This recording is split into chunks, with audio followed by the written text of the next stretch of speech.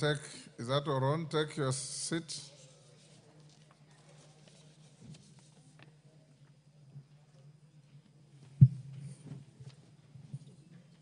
Honourable members have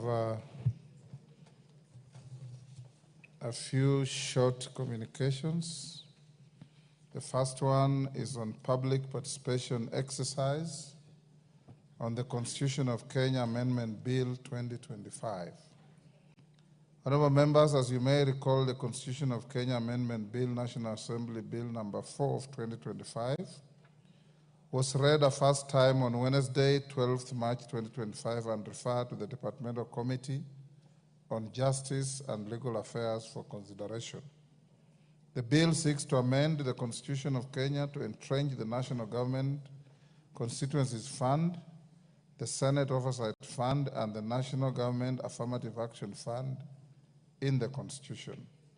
Consequently, on 15th March 2025, in compliance with Articles 118(1)(b) and 256(2) of the Constitution, and Standing Order 127(3), the clerk placed advertisements in the local dailies inviting the public and stakeholders to submit memoranda on the bill.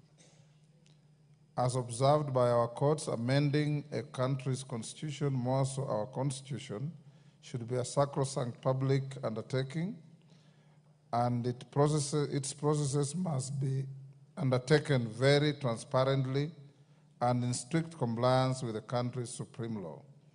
Article 256(2) of the Constitution provides that Parliament shall plebiscite any bill to amend the Constitution and facilitate public discussion about the bill. It is for this reason that we must therefore conduct a granular public participation exercise on this Constitution of Kenya Amendment Bill 2025. And in this regard, honourable members, the House Business Committee and the National Assembly General Legislative Caucus resolved that in addition to receiving written memoranda and consulting relevant stakeholders, the public participation exercise be extended to all the counties and constituencies so as to accord majority of Kenyans an opportunity to express themselves on the bill. With regard to the administrative arrangements to facilitate public participation, the House Business Committee and the National Assembly General Legislative Caucus also resolved May 2025. Consequently, I now direct the clerk to communicate the full details of the program for the information of the public through print and electronic media advertisements on Monday, 21st April 2025. Honourable members, I advise all of you to avail yourselves to spearhead and participate in this very noble activity. I also direct the clerk to organize a Kamkunji on Tuesday, 29th April 2025, where members will be appraised on the modalities of the public participation exercise to be conducted in all the counties and constituencies. Members, you remember we did direct that your offices in the constituencies are parliament offices, and those are the venues at which this public, to some hotel room somewhere or behind some shop or bar in the villages, that will not be acceptable. Go to your offices. Those are our parliament offices. I thank you for your cooperation in advance. Honourable members, the second communication is to bring to your attention a matter of the resignation of the Member of Parliament from Mbeere North constituency. Honourable members, you recall that during the afternoon sitting of yesterday, Wednesday, 16th April 2025, the House approved the appointment. I think you did in the morning. In the morning. The House did approve the appointment of Honorable Geoffrey Kariuki Kiringa Ruku, Member of Parliament from Mbeere North, as a Cabinet Secretary for Public Service, Human Capital Development, and Special Programs. Honourable members have since received a letter from the member dated 16th April 2025, tendering his resignation as the Member of Parliament from Mbeere North constituency, effective from 10 p.m. yesterday, Wednesday, 16th April 2025. This arose out of the gazettement of his appointment as a cabinet secretary via Gazette Notice number 4834 dated 16th April 2025. Indeed, today morning, the Honorable Ruku took oath of office as the Cabinet Secretary for Public Service, Human Capital Development, and Special Programs. In this regard, honorable members, I will now proceed to execute the necessary actions required by law to declare the seat of Member for Parliament from Mbeere North constituency vacant so as to unlock the process of filling that vacancy. Honorable members, on my behalf and that of the House, I wish Honorable Ruku the best in his new assignment in the executive. The House and indeed the general public is accordingly advised. Members at the bar, take the nearest seats. I have two more. The nearest seats. Bowen, what is the idea of nearest seat?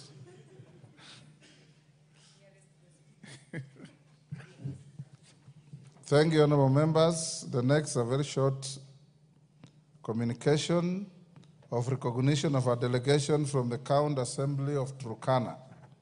Honorable members, I wish to introduce to you a delegation from the County Assembly of Turkana who are seated in the Speaker's Gallery. The delegation comprises of the following: Honorable Charles Lokioto Ewoi,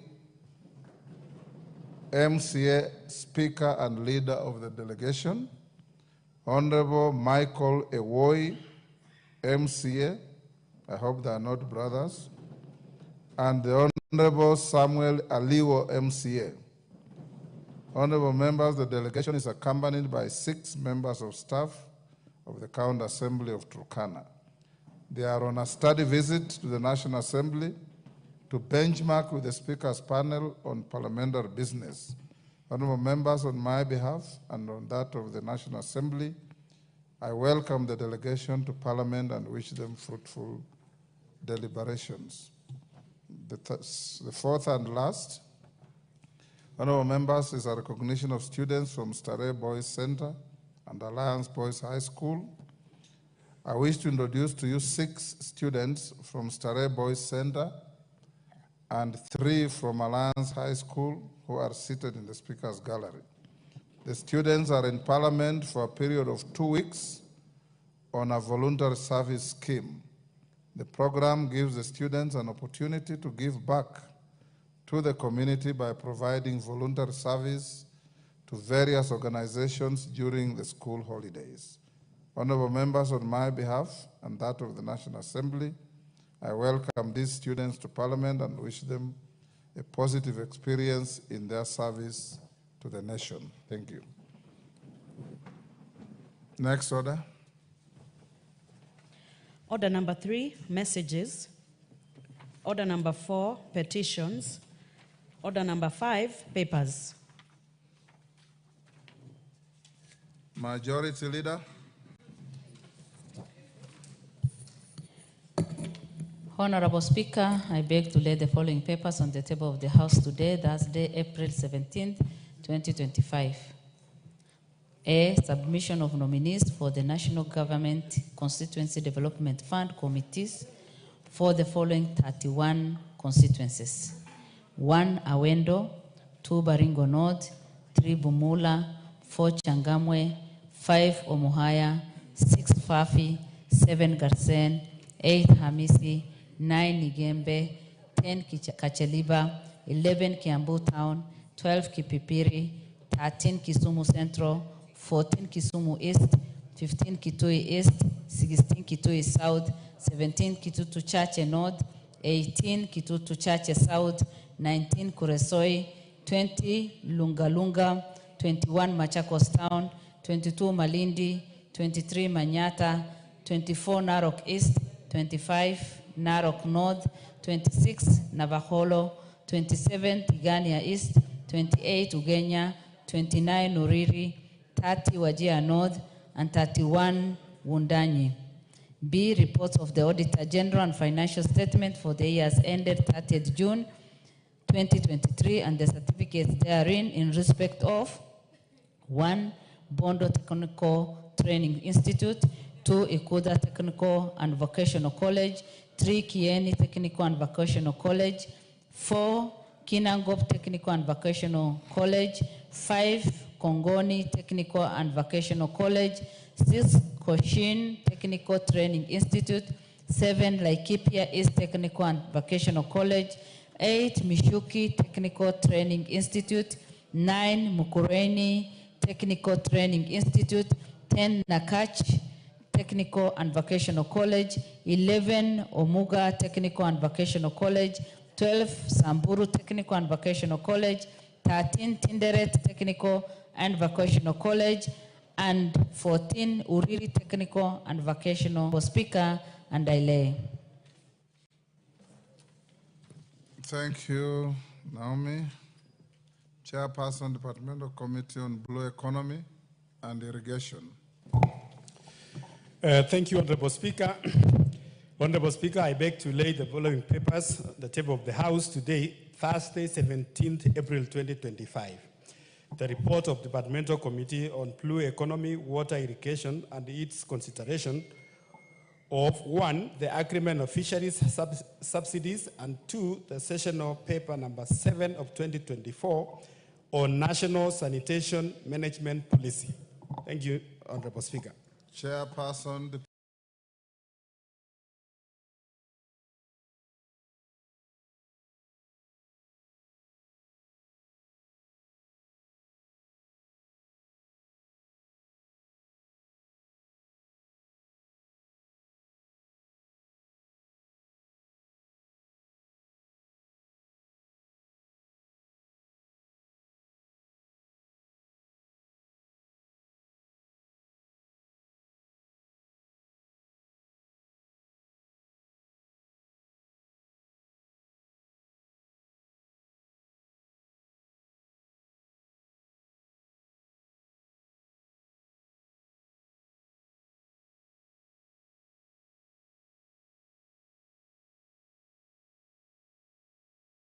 Departmental Committee on Health, Dr. Nyikal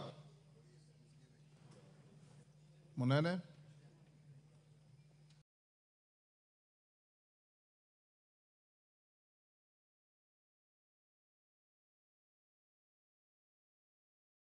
Is that Munene? Yes, Speaker. Yes, go ahead. Thank you, Speaker. Honorable Speaker, I beg to read the following papers on the table of the House today, Thursday, 17th April 2025. Reports of the Departmental Committee on Health on 1, its consideration of the Medical Social Workers Bill, National Assembly Bill number 22 of 2024. 2, attendance to the 4th Global Association of Clinical Officers and Physician Association International Delegates Conference held in Botswana from 26 to 29 August 2024. And 3, attendance to the 15th meeting of the Network of African Parliamentary Committees on Health, that is NIAPACO, held in Kingdom of Lesotho on 28 to 29 February 2024. I beg to raise, Speaker. Thank you, Honorable Munene. Committee on Delegated Legislation.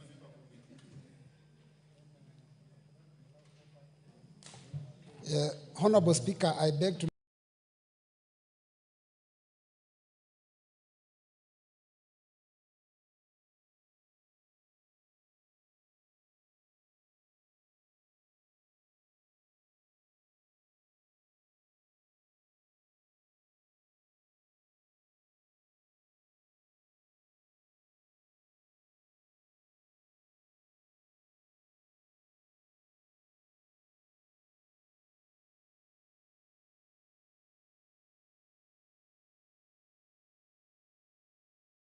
lay the following paper on the table of the House today, Thursday, the 17th April 2025.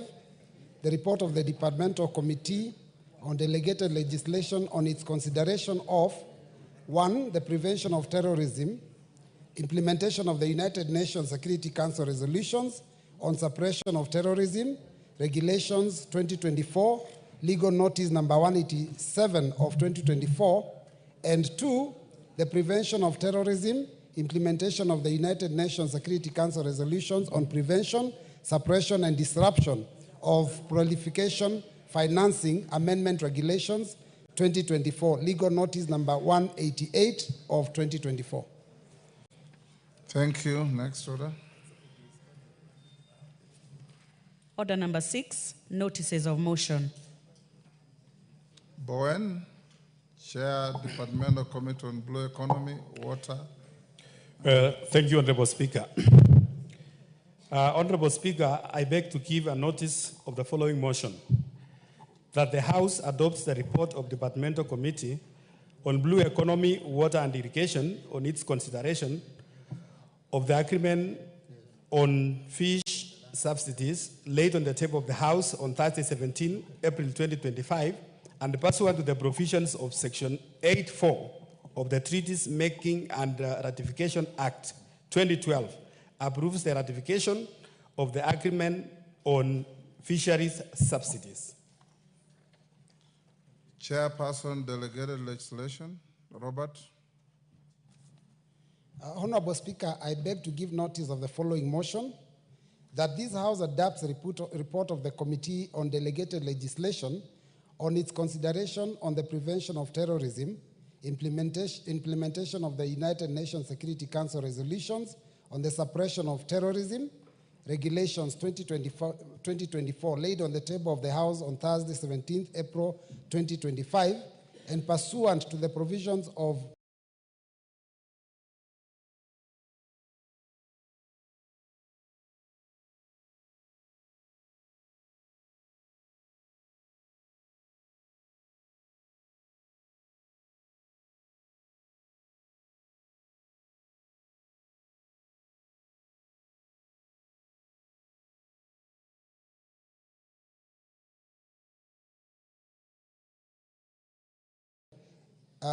Section 18 of the Statutory Instruments Act, Cap 2A, and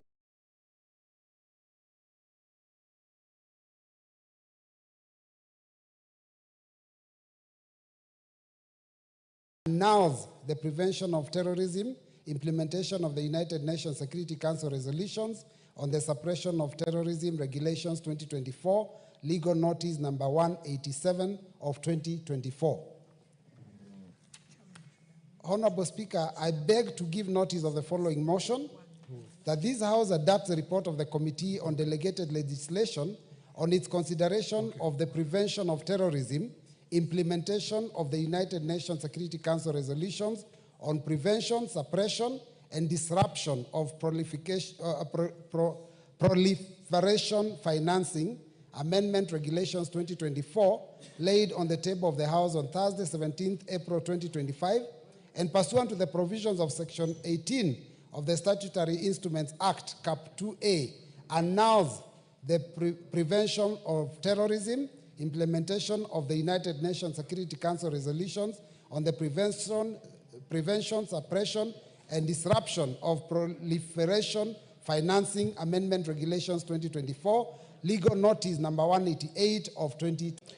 That this House adopts the report of Departmental Committee on Blue Economy, Water and Irrigation on its consideration on the sessional paper number 7 of 2024 on National Sanitation Management Policy, laid on the table of the House on Thursday, 17th April 2025, and approves the sessional paper number 7 of 2024 on the National Sanitation Management Policy, subject to the revisions as contained in the schedule to the report. Thank you, Honorable Speaker. Thank you. Next order. Order number 7, questions and statements. Honorable members, we have several requests for statements. Let's start with Charles Onchoke.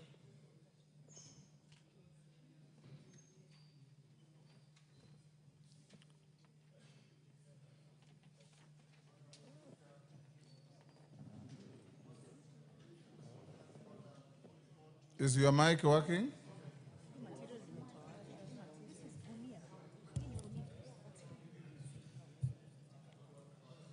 Honorable Speaker, pursuant to the provisions of Standing Order 44-2C, I wish to request for a statement from the Departmental Committee on Housing, Urban Planning and Public Works regarding collapsed residential buildings in Bonchari constituency in Kisii County. Honorable Speaker, incidences of building collapsing while under construction or occupancy have been on an alarming rate, resulting in multiple fatalities, tragic loss of innocent lives, critical injuries, and loss of investments. Notably, on 2nd April 2025, a residential building collapsed in Iyabe in Bonchari constituency while under construction.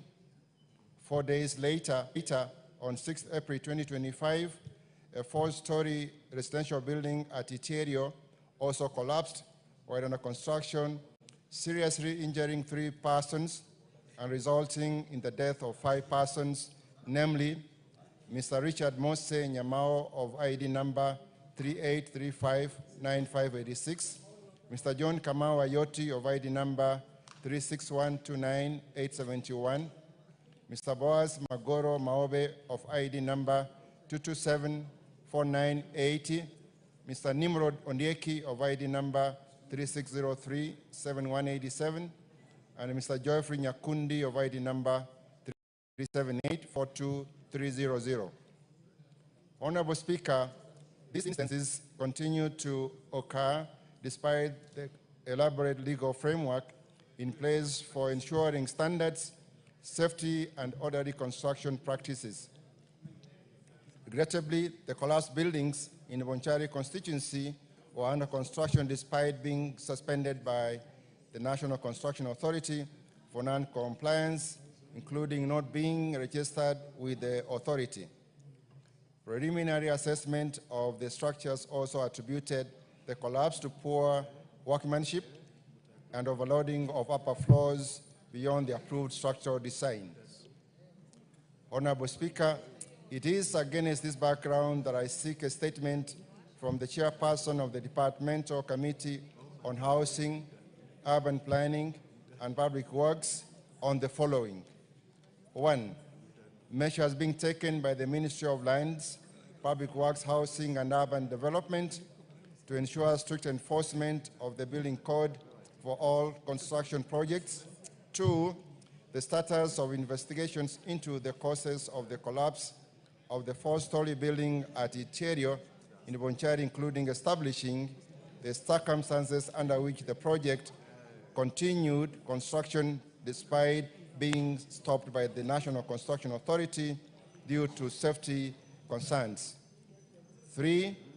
Plans put in place to hold to account and penalize responsible persons for the collapse of the building for violating or abetting the violation of construction standards and safety. And 4. Any plans to provide medical treatment support for the victims who sustained injuries and compensation for families of the 5 people who perished in the ill-fated building at Iterio. I thank you, Honorable Speaker. Was it to security or public works?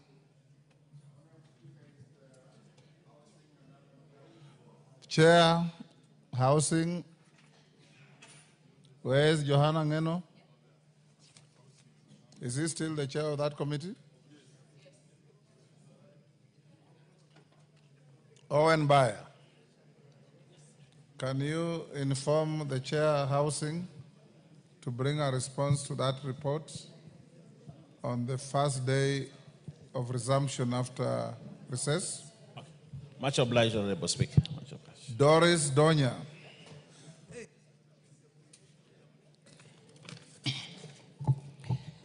Thank you, Honorable Speaker. I rise to request for a statement regarding tragic death of Sylvia Kemunto and the escalating cases of gender-based violence.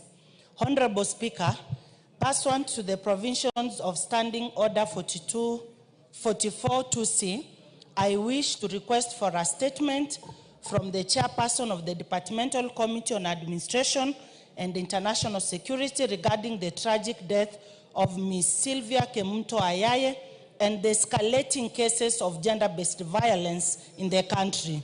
Honorable Speaker, the nation was recently shaken by the horrific killing of Miss Sylvia Kemunto Ayaye of ID number 23-1943-385, a student at Multimedia University in Nairobi, whose body was discovered dumped in a rooftop water tank at the institution.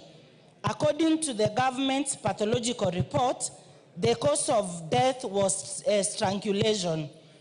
The prime suspect, a Mr. Philip Eric Mutinda, confessed to be premeditated actions, including targeting Sylvia while she was alone, making unwanted advances, and when rejected, resorting to fatal violence.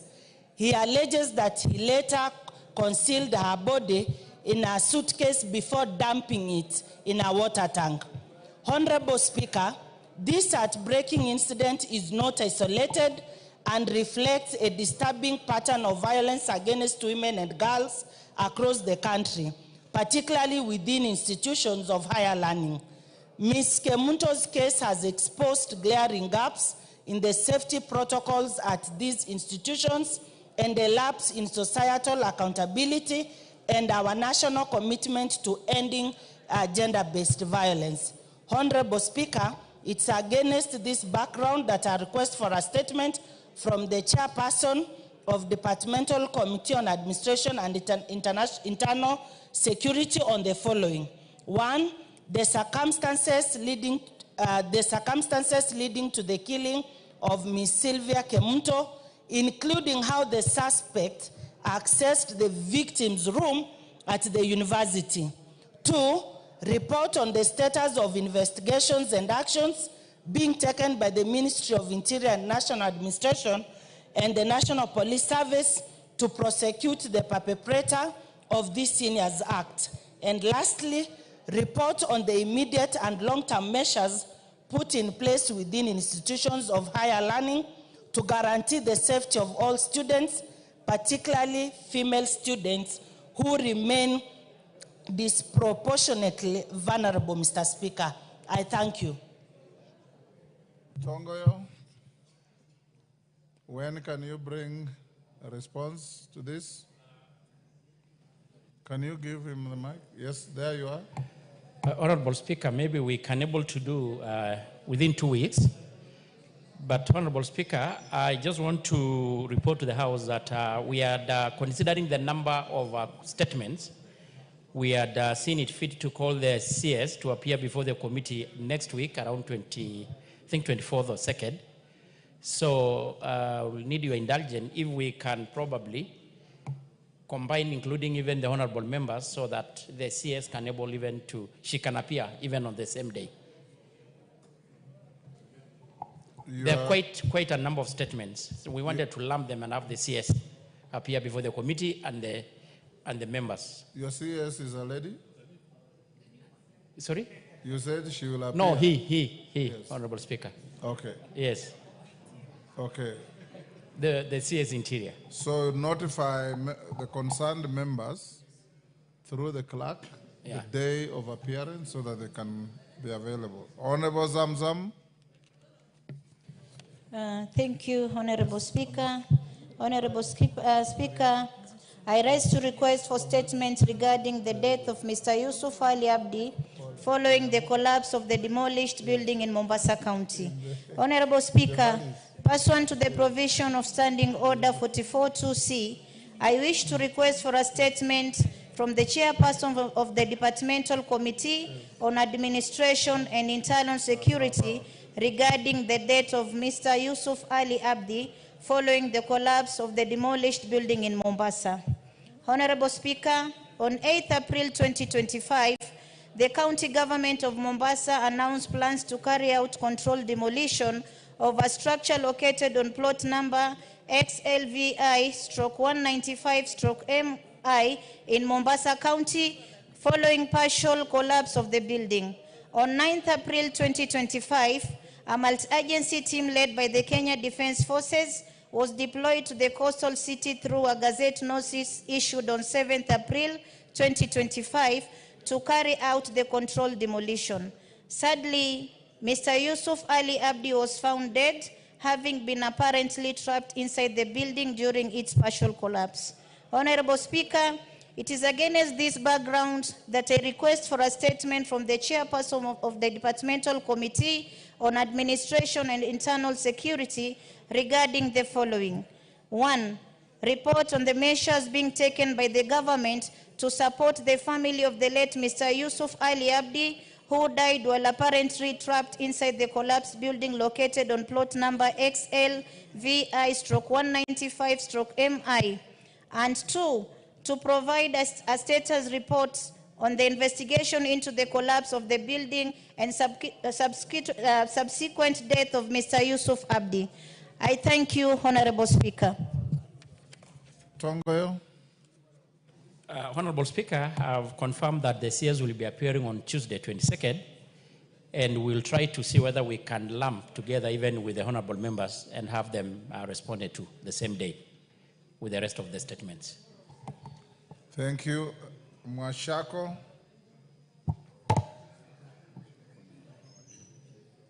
Honorable Mwashako.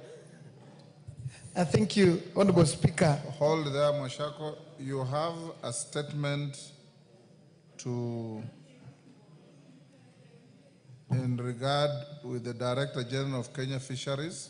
I want to believe that one will be stayed. Yes. And you do the general request the one that I approved this afternoon. Yes, sir. On mining. Yes, Honorable Speaker. Go ahead. Thank you, Honorable Speaker. Honorable Speaker, pursuant to the provisions of Standing Order 43.1, I wish to make a general statement regarding alleged commitment of Taita Taveta County mineral fields as collateral for government loan. Honorable Speaker, I rise to address a matter of grave concern that has recently caused anxiety among the people of Taita Taveta County. The claims which have been circulating on various social media platforms are unverified reports alleging that the government of Kenya has committed the mineral resources of Taita Taveta as collateral to secure a loan from the government of the People's Republic of China. These claims have understandably triggered unease, especially considering the long-standing perception that the benefits of mining activities in our county have historically accrued to outsiders, leaving local communities marginalized and deprived of their accruing economic gains. Honorable Speaker, I wish to categorically state, after engaging the relevant authorities and conducting due diligence on the matter, that these allegations are entirely false, baseless, and misleading. I wish to assure the people of Taita Taveta County that we, the elected leaders from the region, have received firm assurances from the government that no such arrangement has been made, nor is there any intention to do so. As the leaders elected to serve and protect the interests of our people, we remain vigilant and fully committed to ensuring that the natural resources found within Taita Taveta County benefit our people. Mr. Honorable Speaker, the people of Taita Taveta have our guarantee that on their behalf, we support and will continue to support legitimate investors operating within the framework of our laws and provision of Article 71 of our Constitution.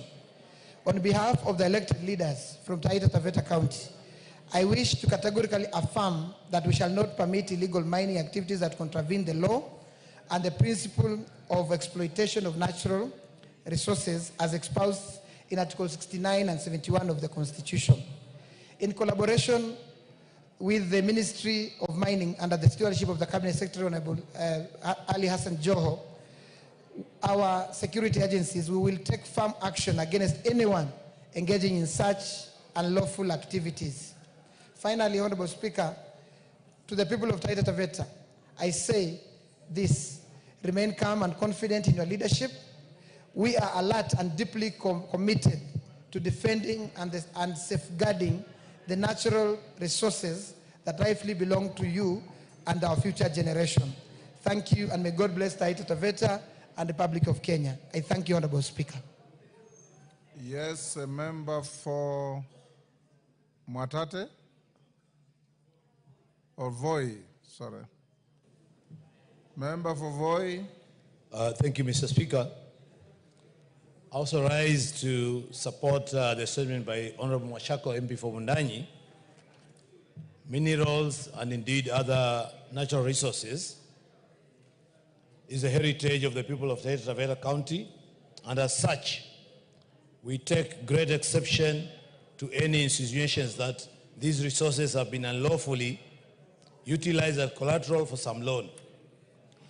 I join my colleagues from Taita Taveta in reassuring the people of Taita Taveta that as their leaders, we remain vigilant and will not accept any actions from whichever source that aim to jeopardize their heritage and ancestral rights. The people and the resources of Taita Taveta County deserve protection and are indeed protected by existing laws. And we should be careful as leaders not to make any inflammatory remarks. Finally, Mr. Speaker, most of these minerals are on land that is either community land or privately owned as ranches, and such remarks have raised a lot of concern from landowners in Taita Taveta County, and it might be time that the government needs to clarify this matter. Thank you, Mr. Speaker. Thank you. Samuel Chepkonga, he sent me a message that he has assigned the member for Keio South to present the request. Kimayo. Thank you, Mr. Speaker. Honorable Speaker, pursuant to Standing Order 44-2C, I wish to request for a statement from the chairperson of the Budget and Appropriations Committee on the total amount of money that has been spent in the provision of bursaries by county governments in the last 5 financial years. That is financial year 2024-2025, 2023-2024, 2022-2023, 2021-2022, and 2020-2021. Honorable Speaker, as you are aware, the 4th schedule to the Constitution expressly delineates the functions of the national and county governments in respect of education. Specifically, Mr. Speaker, paragraph 16 of part 1 of the 4th schedule to the Constitution provides that primary schools, secondary schools, tertiary institutions, and universities are functions of the national government. On the other hand, paragraph 9 of part 2 of the 4th schedule to the Constitution provides that pre-primary education, village polytechnics, home craft centers, and children facilities are functions of county governments. Honorable Speaker, despite these clear provisions of the Constitution, county governments have apparently been spending billions of shillings of devolved funds in provision of bursaries for students in schools not falling within the functions of county governments. There are also allegations that seemingly unlawful expenditure has been incurred by county governors with approval of the Controller of Budget, who authorizes the withdrawal of public funds for the utilization of provision of bursaries to students in primary schools, secondary schools, tertiary institutions, and the universities. Further, it is notable that these matters have been subject of litigation. It is important for members of this House to fully be informed on these matters, which are pertinent to the several legislative interventions before the House, and to seek to resolve the issue of duplication of roles by the county governments and the unlawful expenditure of devolved funds on the functions that fall under national government in respect to provision of bursaries. Honorable Speaker, it is against this background that I seek a statement from the chairperson of Budget and Appropriations Committee on the following.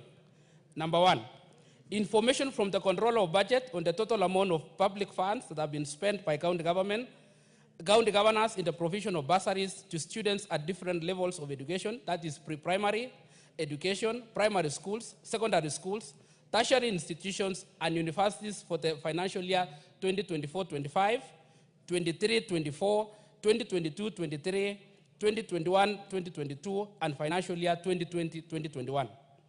The information on the total amount of devolved funds spent for each financial year should also clearly indicate the level of education for which the public funds were spent for the provision of bursaries per county. Secondly, an explanation from the Controller of Budget on what legal basis has been for the authorizing of withdrawal of funds for expenditure by county governors in provision of bursaries for functions that do not fall under the county government's jurisdiction. And finally, the specific steps the Controller of Budget has taken to stop the apparently unlawful expenditure of public funds by county governors. I thank you, Honorable Speaker. Osoro. Thank you very much, Honorable Speaker. Honorable Speaker, I want to support the statement by the Honorable Kimayo in regard to these issues of bursary and what I will call an unclear division of roles between different arms of government or sectors of government. Honorable Speaker. Honorable Speaker, you know, this House has really debated on this question of what really is this House meant to do or supposed to do, or the national government, and any responsibility that pertains issues to do with county government should be left to the county government, Honorable Speaker. But looking at what the county governors are doing, Honorable Speaker, it's about time we sit and ask ourselves exactly how we are going to handle these menace, Honorable Speaker. You will see that on one point, Honorable Speaker, they claim that the national government has refused to relinquish part of their responsibilities back to the county government, Honorable Speaker. They then blame the members of parliament on the questions of NGCDF and other matters. They've taken this House, Honorable Speaker, the PSC or members of this National Assembly, Honorable Speaker, to court on several occasions, my Honorable Speaker. And then, on the other hand, they are here moving around the counties, the constituencies, Honorable Speaker, distributing bursaries, a subject that is left, or rather that is supposed to be done by the national government, Honorable Speaker. Honorable Speaker, while we agree that we need to amalgamate these funds, perhaps in the near future, where we'll have one loop of fund, Honorable Speaker, and perhaps a commission, and this is a discussion that we're having that I'm very happy that was actually initiated by you, but it's also important that even before we get to that point, as we are right now, Honorable Speaker, education is a subject of the national government. What the hell does a governor, what interest does a governor have in distributing bursaries, Honorable Speaker, all over, Honorable Speaker, in secondary schools, in universities, and Honorable Speaker, what they do, they don't even give substantial amount. It's usually laughable. They only distribute, Honorable Speaker, about 2,000 shillings per student, or sometimes 1,000 shillings. Then they make a lot of noise about it. They move around. Honorable Speaker, it's really a question that we need to discuss. That a governor would move with a convoy of 40 vehicles to give a bursary of 5 million in a village. Then move to another one. He has another 60 vehicles. Half of them are carrying goons to give a bursary of 10 million, Honorable Speaker. Then here we are again. They raise issues of how we distribute, but with the meager resources that are oversighted by the members of this House, Honorable Speaker, we do not give 1,000 shillings. The members of the National Assembly oversight a committee of CDF, Honorable Speaker, but they do not give 1,000. They don't give 2,000, and you don't even shout about it. Honorable Speaker, this is really a question that really needs to be discussed upon, and that is why even today here, even as we discuss about the next agenda that we are going to have perhaps in the order paper, Honorable Speaker, look, that they have taken members of parliament to court on the question of roads, Honorable Speaker, on the RMLF. And on the other hand, Honorable Speaker, they claim, Honorable Speaker, that they want everything that we handle here, Honorable Speaker, reverted to them. What is that? Honorable Speaker, I am on record having said here that with the meager resources that you get, you will see it in full glare of the camera. By all of us can be able to see. But you will need a microscope to identify what a governor does. You will actually need a microscope, Honorable Speaker. You will need the bigger lenses that you are wearing, Honorable Speaker, to identify what governors do. Other than hiring goons and having people around, paid up crowds. Honorable Speaker, it is universal in this county government. It's universal in the governors. they carry with them, Honorable Speaker, a paid up team that does not change. Sometimes they even forget to change their clothes. They move from one ward to another. They sit in front in public functions, and their work is just one, to cheer, so that they portray, popularity. Some, Honorable Speaker, were even found with cash in the house. Honorable Speaker, if you gave me 12 million shillings to give bursaries in the constituencies, Honorable Speaker, I could have given a lot of, so many students. But our governor keeps 12 million in his bedroom, Honorable Speaker, in his bedroom. And then there's some other, in the currency of the US dollars. And what does he do? When he's caught up with, what does he do? He incites his paid up goons, the normal cheering crowd, moves around Kenyatta Avenue, shouting that, this is personal vendetta. You are a thief, you are a thief. Face it, face it. You have stolen. Sorry, Honorable Speaker. You've made your point. Thank you very much. Robert Mbui. Yeah, thank you, Mr. Speaker. Mr. Speaker, one of the things that is very frequent and very common almost every day on TV, you see governors get together and they are constantly complaining that there is money that is delayed, and many times money is not enough. So it is a shocker that even though the money they're given, they complain it's not enough. They go beyond the mandate that the Constitution has given them and start doing things that are supposed to be done by the national government. The issue of bursary, it is a shocker, Mr. Speaker, that for all these years, since the inception of the new Constitution 2010, governors have actually given bursary every year. And what I'm wondering is, when did the controller of budget realize this problem? Why wasn't it sorted out long time ago? So, Mr. Speaker, I want to say that for governors, the money that they're given, let them do the mandate for which they are supposed to do. If it is a matter of education, Mr. Speaker, they have ECDs. In fact, I will tell you, Mr. Speaker, in a lot of constituencies in Kenya, you find the ECD classes are actually built using the national government constituency development fund, because most of them are dilapidated. Our polytechnics are in state of disrepair. There are no tutors. There is no equipment. So, Mr. Speaker, I want to advise governors, please do the job for which the Constitution has assigned to you. Read the fourth schedule clearly and leave the work of the national government to be done by the national government. Thank you, Mr. Speaker. Honorable members, you'll have an opportunity to ventilate on that at order number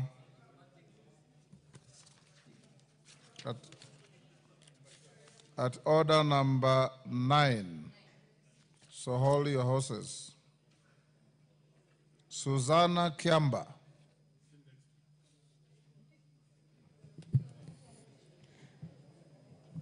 Honorable Speaker, pursuant to the provision of Standing Order 44.2c, I raise to request for a statement from the chairperson of the Departmental Committee on Housing, Urban Planning and Public Works regarding implementation of the Affordable Housing Program. Honorable Speaker, since the enactment of Affordable Housing Act 2024, the people of Kenya have dutifully contributed to the housing levy, the funding mechanism for the Affordable Housing Program. This initiative is intended to provide decent, accessible, and affordable housing to all Kenyans, in line with Article 43 of the Constitution. However, concerns have been raised by a section of Kenyans regarding transparency and accountability of the administration of the funds collected through the housing levy. There is a growing apprehension about potential mismanagement of these funds, as well as lack of clarity on the specific projects that have been executed and accessibility of the houses under the program to the intended beneficiaries. It is therefore necessary that the government provides comprehensive information on the status and progress of implementation of affordable housing projects. Honorable Speaker, it is against this background that I seek a statement from the chairperson of the Departmental Committee on Housing, Urban Planning and Public Works on the following.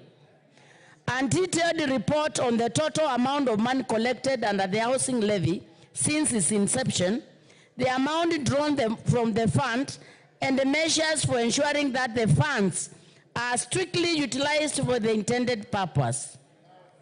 A report on the project funded by the housing levy so far, the amount channeled to each of the project, the specific constituencies where they are located, and the status of implementation. 3, a report on the number and details of Kenyans, especially from the vulnerable households, who have acquired housing units under the Affordable Housing Program, and the mechanism put in place to ensure accountability, transparency, and the value for money in the project, including the oversight framework for the project and details of the agencies that oversight the program. Thank you, Honorable Speaker. Chair Housing. Any member of Zengu? You are a member of that committee? Take your seat. Majority Leader, inform the chair of that committee to bring a response within the first 2 days of our resumption after recess. Double N Pamela Njoki.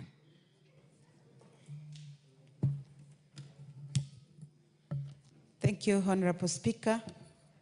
And I rise to request for a statement regarding the accessibility of critical institutions by deaf persons. Honorable Speaker, pursuant to the critical institutions or critical services in public institutions?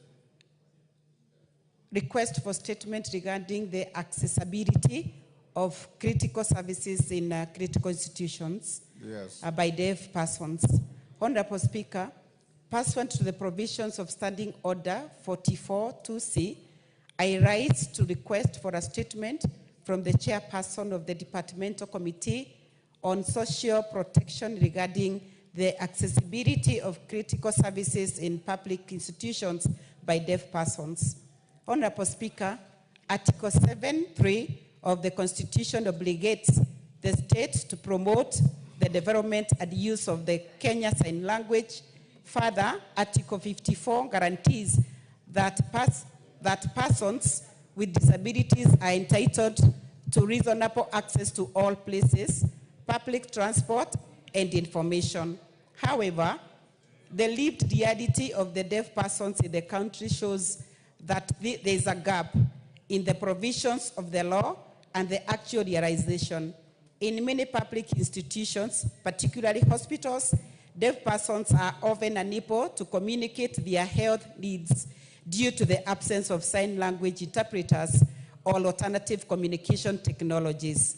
Article 43 of the Constitution provides that every person has the right to the highest attainable standard of health, which includes the right to health care services. This cannot be achieved due to inaccessibility to services by deaf persons in these institutions. This communication barrier exposes them to misdiagnosis, improper treatment, and alienation from critical public services. Honorable Speaker, it is against this background that I request for a statement from the chairperson of the Departmental Committee on Social Protection on the following. 1, report indicating the number and the distribution of sign language interpreters across critical institutions in the country, including public hospitals, courts, and police stations. Number 2, steps that the Ministry of Labor and Social Protection is taking to implement the provisions of the Constitution in relation to accessibility by persons who are deaf. 3, measures in place to promote the training, certification, and deployment of sign language and interpreters across critical institutions. And finally, policy in place to develop assistive technology that supports communication for persons who are deaf or hearing impaired. I thank you, Honorable Speaker. Thank you, Chair, Social Protection Committee. Any member?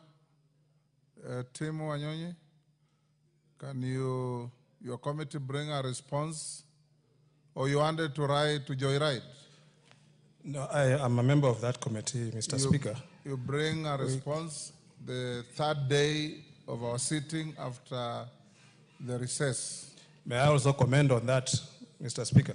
Go ahead. Mr. Speaker, the Persons with Disabilities Act has been around since 2004, including now the recent one that we just passed the other day. UN Convention on the Rights of Persons with Disabilities addresses all these issues and is even entrenched in our Constitution that people with disability will also be given their due rights. Mr. Speaker, the biggest culprit is always the government. And we must now address this issue head on. We should now even become more litigant on this issue because some people are just reluctant to implement the law that is already in place. So, Mr. Speaker, as we wait for that statement, I will make sure that these issues are properly addressed and also that the law is enforced. Thank you, Mr. Speaker. Thank you. Bring a response. Tell your chairman, as I've directed. Lelmengit Joses Mkwen. Thank you, Honorable Speaker. I would like to request for a statement on the state of the section of Chepterit Mo University Road. Honorable Speaker, pursuant to the provisions of the Standing Order 44.2c, I rise to request for a statement from the chairperson of the Departmental Committee on Transport and Infrastructure regarding the state of the section RW 343 of Chepterit Mo University Road. Honorable Speaker, section RW 343 of the Chepterit Mo University Road is a crucial road link connecting Nandi and Uasin Gishu counties and boosting economic growth in the region. It provides access to strategic facilities such as Mo University, Kilibwani Tea Factory, health facilities, markets, milk cooling plants, and various schools, including Toulon Secondary School. The 22-kilometer road was prioritized for tarmacking and a contract awarded to MS Zivicon K Limited in August 2016. The project commenced in December 2018, but the contractor failed to deliver, leading to its reassignment to China Railway Number 10 Engineering Group Company Limited.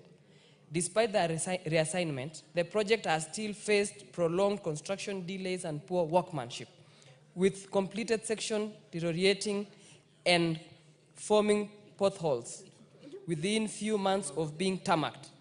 The deplorable state of this road has compromised accessibility and safety standards, resulting in fatal accidents, disrupting residents who are predominantly on agricultural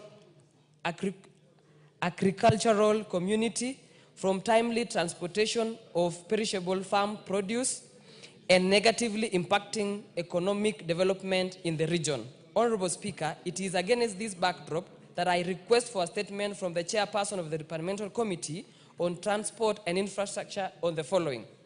A detailed report on the status of construction of section RW 343 of Chepterit Mo University Road, including the scope, total budget allocated, and the amount paid to contractors so far. Number two, a report on the contract terms, including provisions on maintenance period within the contractor is accountable for repair of defects and tender cancellation, specifying the financial implications incurred from the contract cancellation. Number three, the oversight conducted during construction of the said road, whether the road was certified as meeting the required standards and a completion certificate issued, and if not, justification for payments made to the contractors despite the substandard work. Number four, plans to complete the remaining section of the road and restore the deteriorated sections to proper standards, including long-term measures to ensure quality in the road construction. I thank you, Honorable Speaker. Thank you, Mangit. Chair, Transport and Infrastructure. You are a member? Yes, a member. Mr. Speaker, we will respond the first week when we come from recess. Thank you. Doris Donya.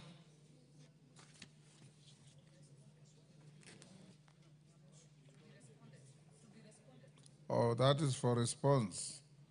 Transport, you have a response? Honorable Speaker, on behalf of the Chair, Transport and Infrastructure Committee, wish to respond. Honorable Speaker, on Thursday, 27th February, a member, Kisii County, Honorable Doris Donya, requested for a statement from the Chairperson, Departmental Committee on Transport and Infrastructure regarding the utilization of the Fuel Levy Fund. Honorable Donya, in a statement, indicated that even though 80% of the fuel levy is sourced from the road users, the condition of most roads across the country remains poor, characterized by potholes, inadequate drainage, and stall projects. Honorable Speaker, the Honorable Donya therefore sought the following information. One, a report on the total collection of and the use of fuel levy for the maintenance, rehabilitation, and development of the country's road network over the past 3 years, including the details of the specific roads. Steps implemented by the ministry to ensure transparency and accountability in the expenditure of the fuel levy fund, the criteria used to prioritize road maintenance and construction projects funded by the fund, measures put in place to ensure timely completion of the projects funded by the fund, and the status of disbursement of fuel levy fund between the national government and the county governments, and whether county governments are sufficiently funded to maintain the roads under their jurisdiction. Honorable Speaker, the committee received a written response from the Ministry of Roads and Transport on 26th, and now wish to make as follows. Regarding the total collection and the use of fuel levy fund for the maintenance, rehabilitation, and development of the country's road network over the past 3 years, including the specific details of the roads that have been done, the minister submitted a whole table list, Honorable Speaker, which has been presented to the questioner. I just wanted to note, Honorable Speaker, that in the financial year 22-23, 82.8 billion shillings was collected, 23-24, 77.1, in 24-25, a total of 112 billion collected, and it's estimated that in 25-26, a total of 113.6 billion will be collected. The honorable member may go through the list of the projects in the response that has been given to her. However, Honorable Speaker, I would like to bring to the attention of the House of the fact that the High Court in Nairobi issued interim conservatory orders on 19th August 2024, directing the Kenya Roads Board to freeze and withhold RMLF funds collected in the financial year 24-25 to the extent of 10,522 million to be allocated to the county governments. In compliance with the court order, the board is withholding RMLF allocation for Kera and Kura in this financial year, as tabulated also in annex that is being provided. I don't want to go through all the figures. But to make it clear to the members, 24.7 million shillings allocated to each constituency is being withheld. Question number 2, regarding the steps implemented by the ministry to ensure transparency and accountability in the expenditure of the fuel levy fund, the ministry submitted that section, according to section 62G and section 26.1 of the Kenya Roads Board Act 1999, gives KRB the mandate to monitor and evaluate, and by means of technical, financial, and performance audits, the delivery of goods, works, and services financed by the fund. Number 4, technical, financial, and performance audit programs have been undertaken by the board from the year 2003 to date, and the findings and the recommendations are disseminated to the roads agencies for action. The ministry therefore provides copies of technical, financial, performance audit reports for Kena, for Kera, for Kura, and for KWS for 22-23, 23-24 to the committee, and it has been availed also to the member. Number 5, Honorable Speaker, regarding the criteria used to prioritize road maintenance and the constructions of projects funded from the fuel levy, the ministry submitted that prior to preparing the annual roads works program, roads agencies carry out annual roads inventory and condition surveys to determine the conditions of the road network under their jurisdiction. And due to budgetary constraints, road prioritization is undertaken in line with the road sector investment program.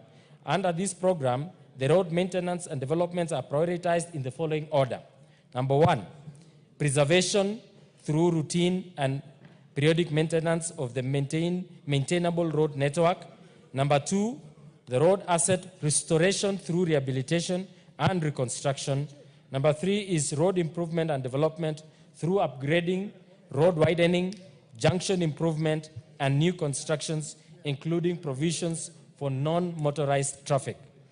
Number six, Honorable Speaker, regarding the measures put in place to ensure timely completion of roads project funded from the fuel levy, the ministry submitted that the following measures have been put in place to ensure timely completion of projects funded by the levy.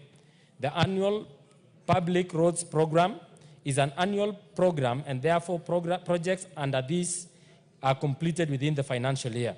Number two is pursuant to Section 19(1) and 2 of KRB General Rules 2022, the ministry through KRB monitors implementation of APRP by reviewing quarterly returns from the road agencies which highlight delays and challenges in the execution of the projects.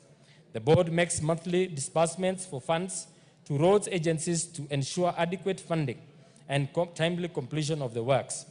The ministry, through the Kenya Institute of Highway and Building Technology, KIBIT, undertakes capacity building of contractors and enhanced quality of works and construction management. Roads agencies have embraced performance-based contracting, and therefore, where contractors are paid to attain set and agreed service levels, the milestones, and penalized for non-compliance with these service levels. Honorable Speaker, regarding the status of disbursements of fuel levy fund between the national government and the county government, and whether counties are sufficiently funded to maintain the road networks under their jurisdiction, the ministry submitted that through KRB regular monitoring and the progress of RMLF-funded projects through technical, financial, and performance audit, the ministry submitted the list of ongoing projects under KENHA, KERA, KURA, and KWS.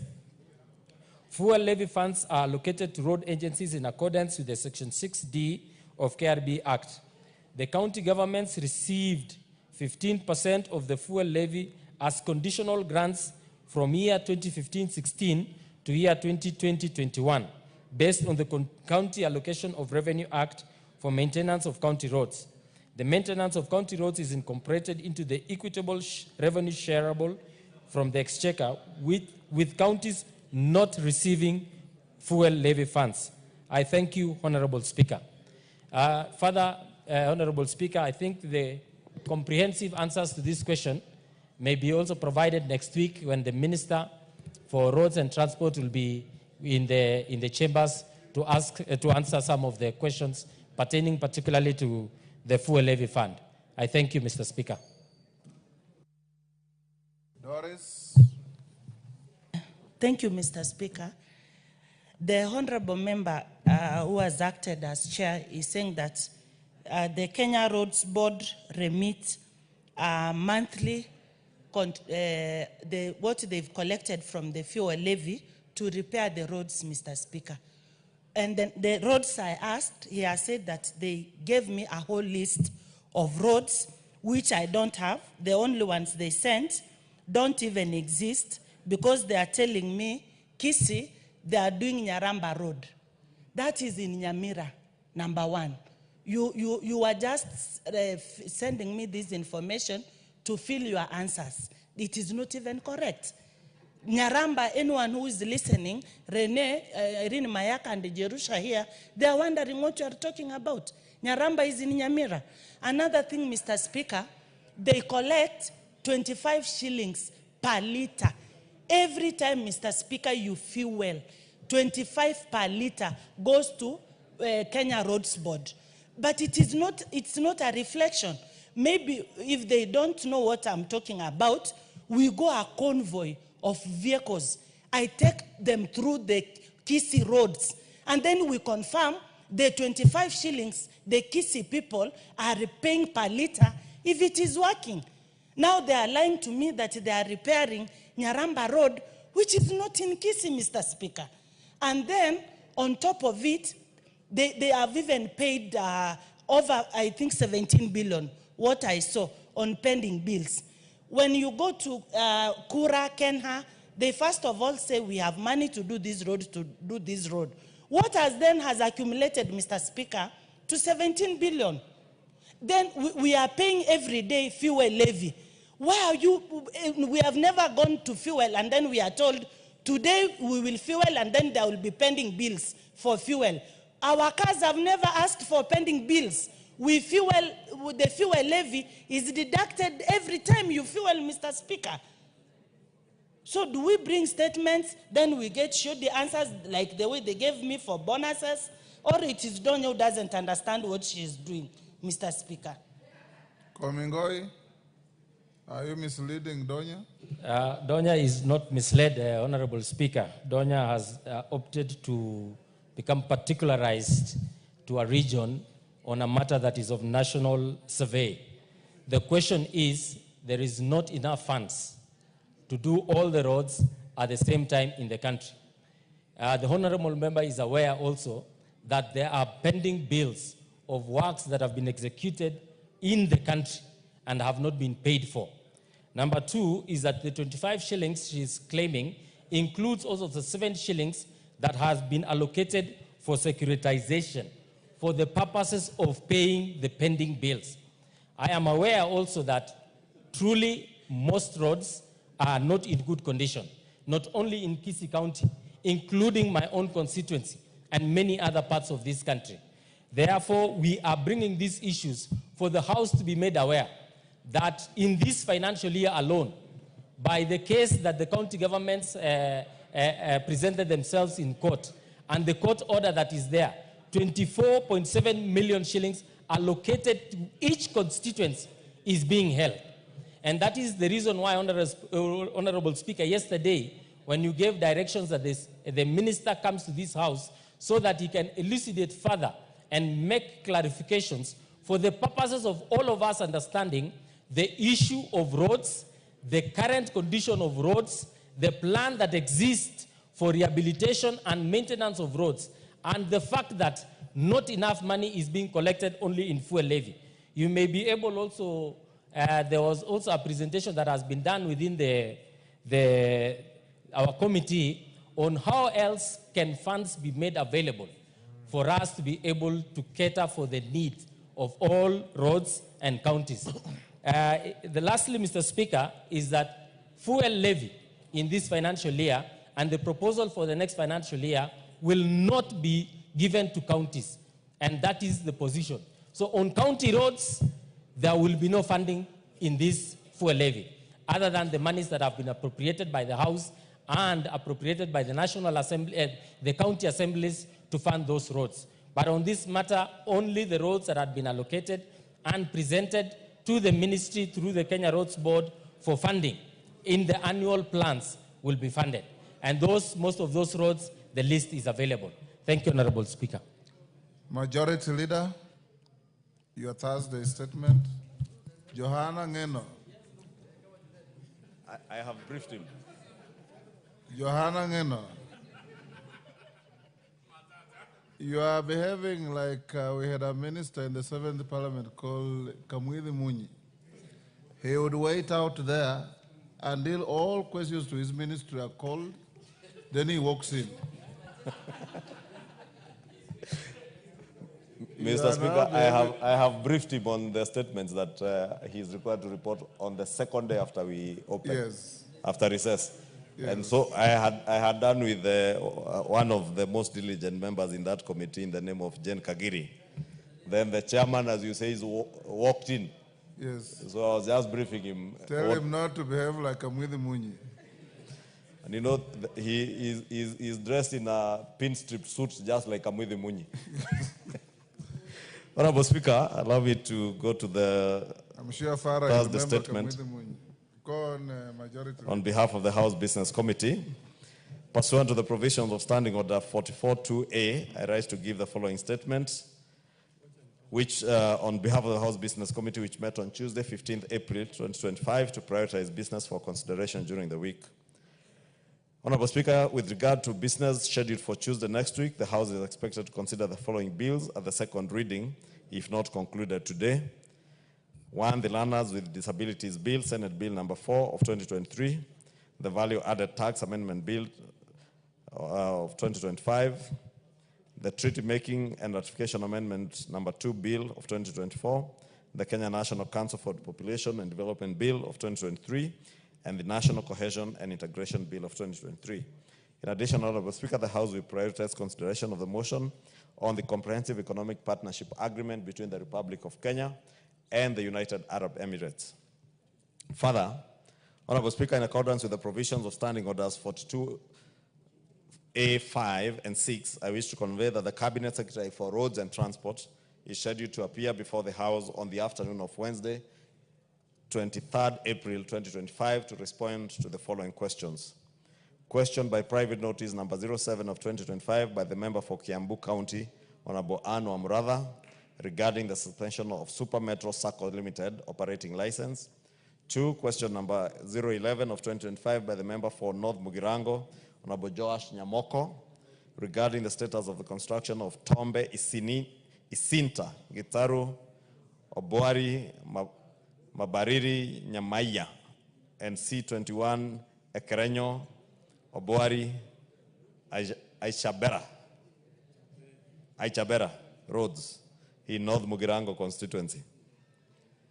Question number 012 of 2025 by the member for Machakos Town, Honorable Caleb Mule, regarding the upgrading of Mwanyani Katoloni Road in Machakos Town constituency to bitumen standards by the Kenya Urban Roads Authority, Kura. Question number 013 of 2025 by the member for Vihiga County, Honorable Beatrice Adagala, regarding the status of the construction of Shamahoho, Gitambai Road.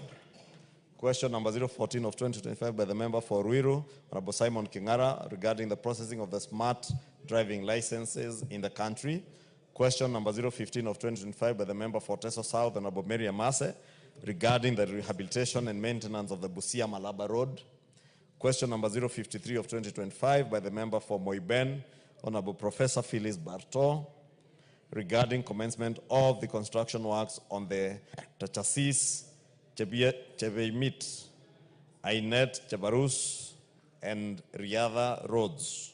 Question number 054 of 2025 by the member for Kinango, the Honorable Gonzi Rai, regarding the current condition of Kinango Mariakani Road C107 and the impact of the recent rains on its deterioration.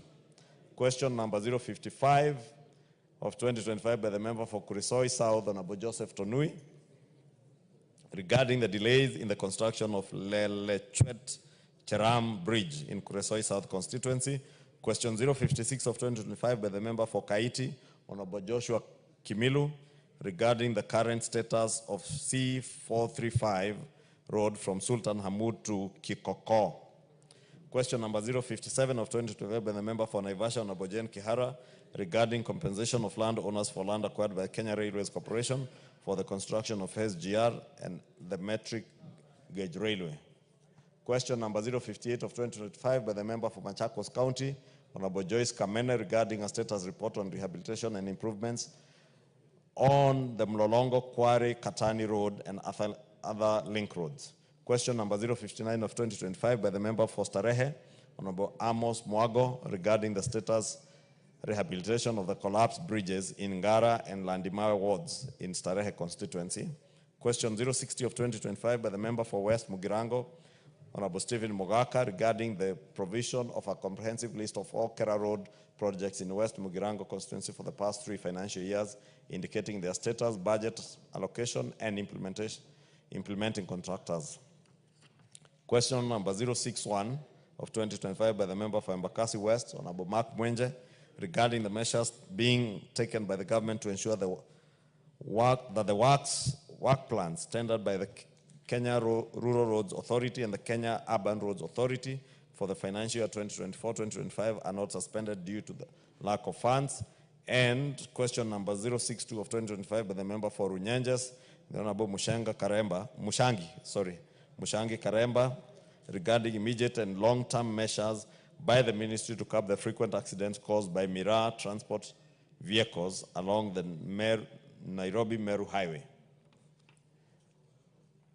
Honorable Speaker, the House Business Committee shall reconvene again on Tuesday, 22nd April 2025 to schedule business for the rest of the week. As I conclude, Honorable Speaker, I wish to take this opportunity on behalf of the House Business Committee to wish all members and Kenyans at large, including the great people of Kikuyu, a happy Easter. I now wish to lay this statement on the table of the House. Next order.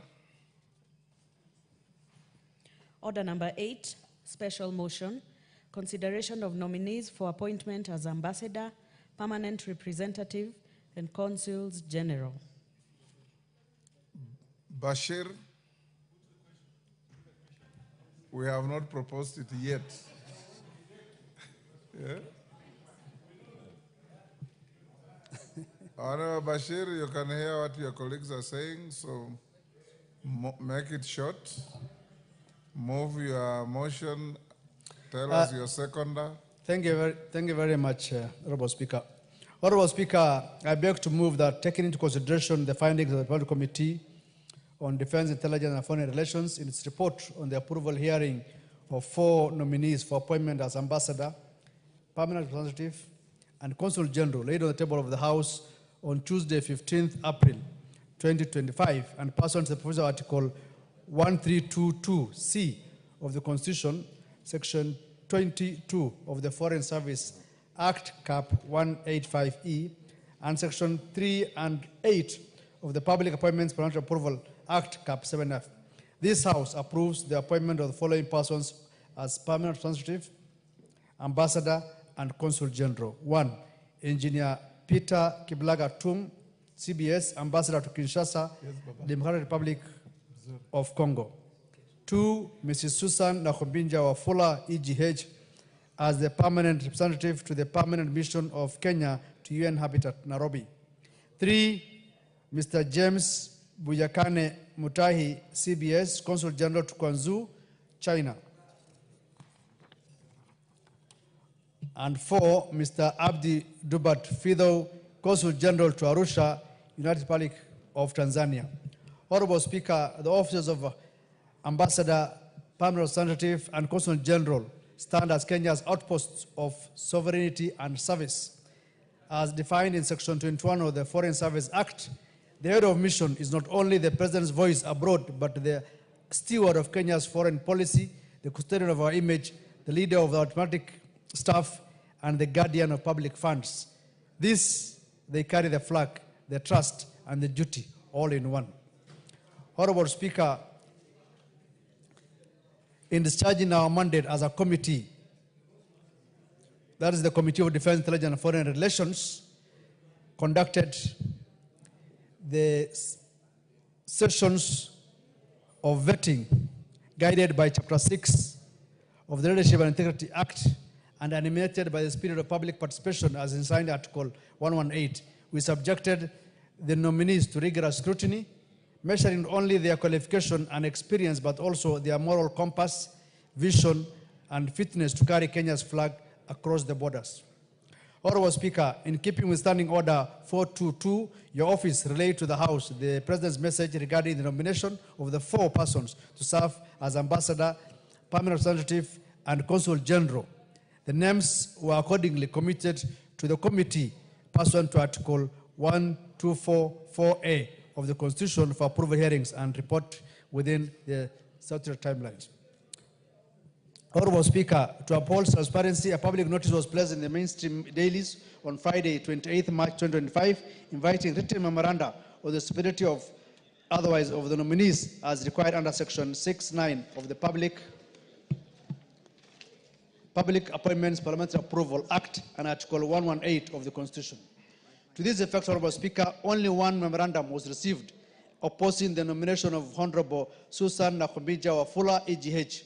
The grounds raised, namely that her earlier dismissal from cabinet invalidated her nomination, were carefully reviewed. Honorable Speaker, the committee, in its considered judgment, observed that the dismissal of Mrs. Susan Nakombinja was effected under Article 1525B of the Constitution, which grants the President discretion to dismiss a cabinet secretary without prescribing grounds for the dismissal. Crucially, the dismissal did not fall under Article 7.5, which governs ethical misconduct and carries the consequence of disqualifications from future state office. As such, her public service journey remains lawfully unbroken, and the committee found no legal. The EACC, KRA, DCI, HELP, and ORPP seeking reports on the nominee's integrity, tax compliance, criminal record status, loan obligations, and political affiliations. All agencies returned clean reports affirming the nominee's good standing. Honorable Speaker, the committee conducted oral approval hearings on Monday, 7th April 2025, evaluating each nominee's academic credentials, professional record integrity, nomination procedure, and overall stability as required under Section 6 and 7 of the Public Appointments Act. Following this exercise, the committee made the following general observations. 1, each nominee stands as a Kenyan citizen and bound by allegiance to any other nation and in full fidelity to Article 78 of the Constitution. 2, they each gave solemn assurance to engage in no other lawful gainful pursuit, placing public duty above private interest in keeping with Article 771. 3, none holds political party office, reflecting impartiality and alignment with the spirit of Article 77.2. 4, they affirmed their adherence to Articles 75 and 76, vowing to uphold ethical conduct and to disclose and manage any potential conflict of interest.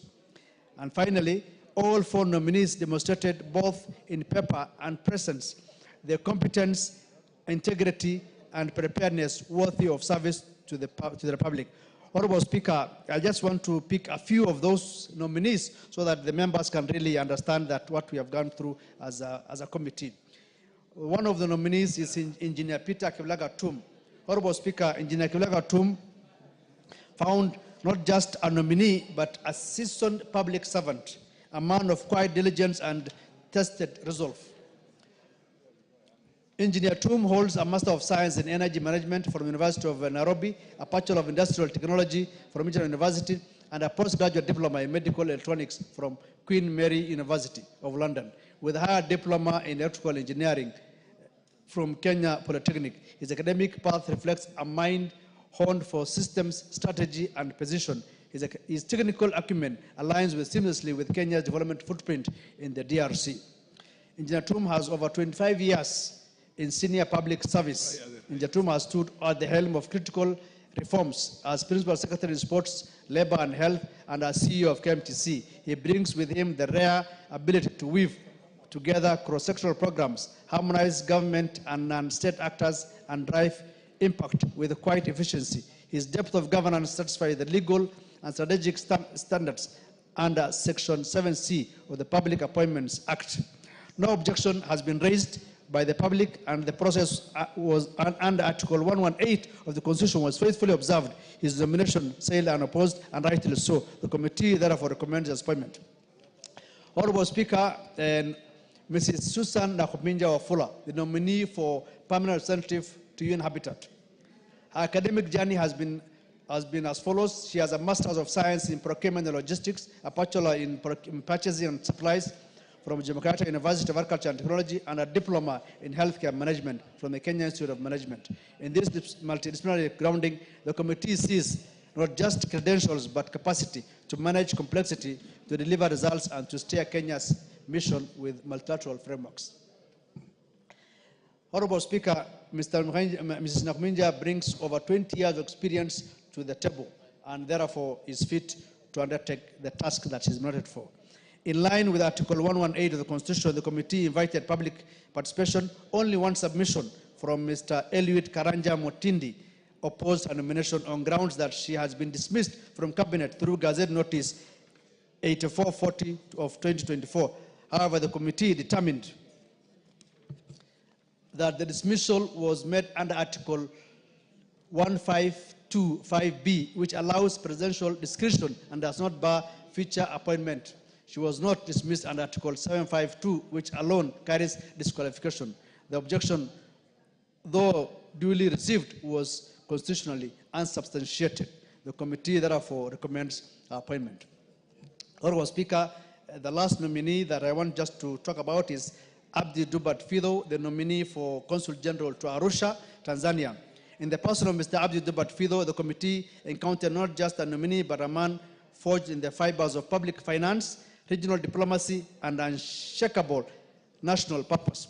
He stands eligible under Article 78(1) and 2 of the Constitution, a Kenyan by birth and by oath, and distracted by dual ties.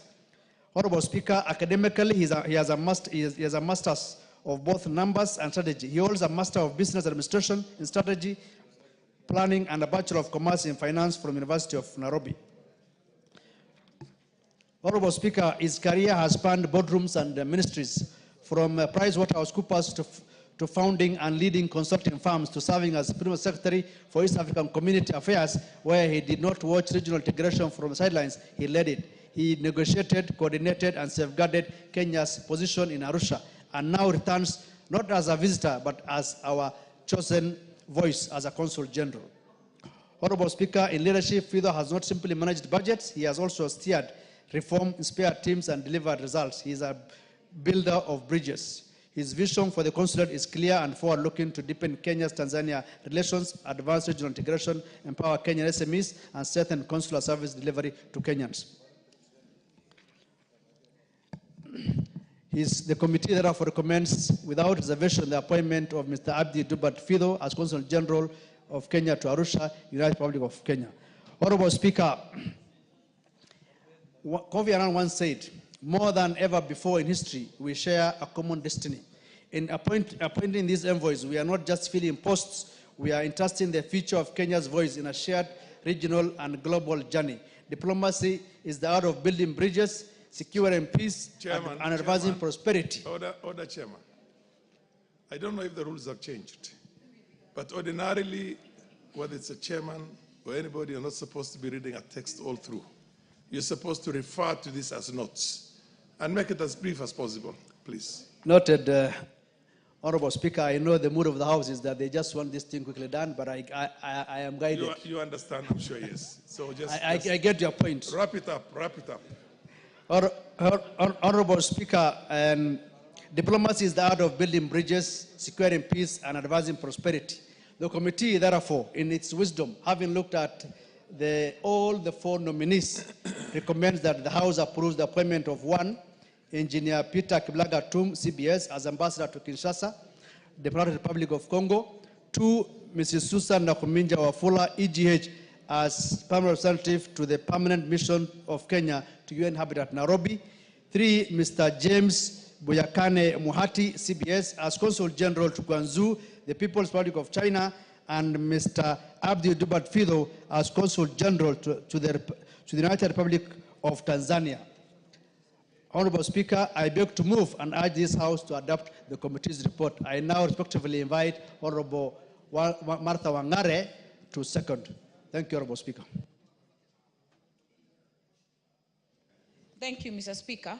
I think my chair has done justice to all the candidates that we were looking at, so I'll make just general comments. Number one, none of these four appointments are newbies in public service. They have all very long service in terms of where they have been. For the last, we can account for the last, an average of every person getting about 10 to 20 years of public service. And Mr. Speaker, we were able as a committee to actually mirror them against the Constitution or the requirements, and also against the Public Appointments Parliamentary Approval Act, and we are very satisfied that they are actually up to the task. Mr. Speaker, allow me to speak about the nominee headed to Kinshasa, Democratic Republic of Congo. Mr. Speaker, you remember this committee and this House previously rejected a candidate to this station because we felt that he was grossly unfit and unqualified to be able to take up that position. And Mr. Speaker, in this engineer Kiplagat Tum, we have no doubt, but we also made it very clear that the task ahead of him is quite monumentous, because first of all, he will be almost resuscitating our presence in DRC, given the situation and what has happened in the past. So he has his work cut out for him, Mr. Speaker. Mr. Speaker, the issue of UN Habitat, the committee raised a few issues, specifically the issue of integrating UN Habitat with Kenya's government and the better model or the bottom-up economic transformation agenda, that we don't feel like Gigiri is out of Nairobi, out of Kenya, that we should still feel that they are in this country and they are able to also join in getting to contribute to our country's growth. Mr. Speaker, the other one is the issue of Guangzhou. Of course, the interest with China. I don't think specifically this Guangzhou center, Mr. Speaker, if you go to the trade and to the trade balance between us and China, you'll find that there's a lot of traffic, including flights going to Guangzhou specifically because of doing business with China. And there's a lot to be able to get from there. And I know this James Buyekane, who has been also a PS, will also do justice to that station. And finally, Mr. Speaker, the issue of Mr. Abdi and the nomination of Mr. Abdi Dubat Fido as the Arusha, in Arusha, in the United Republic of Tanzania as a Consul General was timely. Why? Because, Mr. Speaker, this is the immediate former PS of EAC. So he not only understands the relationship between the EAC countries, but also understands what needs to be done because he has been in that station, Mr. Speaker. So we have done very well as a committee to actually mirror all these appointments, Mr. Speaker, and we have no doubt that they will not only do this country proud, but even the region, Mr. Speaker, because they are one of the best. So allow me to second. Thank you, Mr. Speaker. Fair enough. That was brief and to the point. Honorable members, I now want to propose a question that taken into consideration the findings of the Departmental Committee on Defense, Intelligence, and Foreign Relations in its report on the approval hearings of 4 nominees for appointment as ambassador, permanent representative, and consul generals laid on the table of the House on Tuesday, the 15th April, 2025, and pursuant to the provisions of Article 132(2)(e) of the Constitution, Section 22 of the Foreign Service Act, Cap 185(e), and Sections 3 and 8 of the Public Appointments Act, Parliamentary Approval Act, Cap 7F. This House approves the appointment of the following persons as permanent representatives, ambassador, and consul generals. 1. Roman 1, ambassador, Engineer Peter Kiplanga Tum, CBS, to go to the mission of Kinshasa in Kinshasa, Democratic Republic of Congo.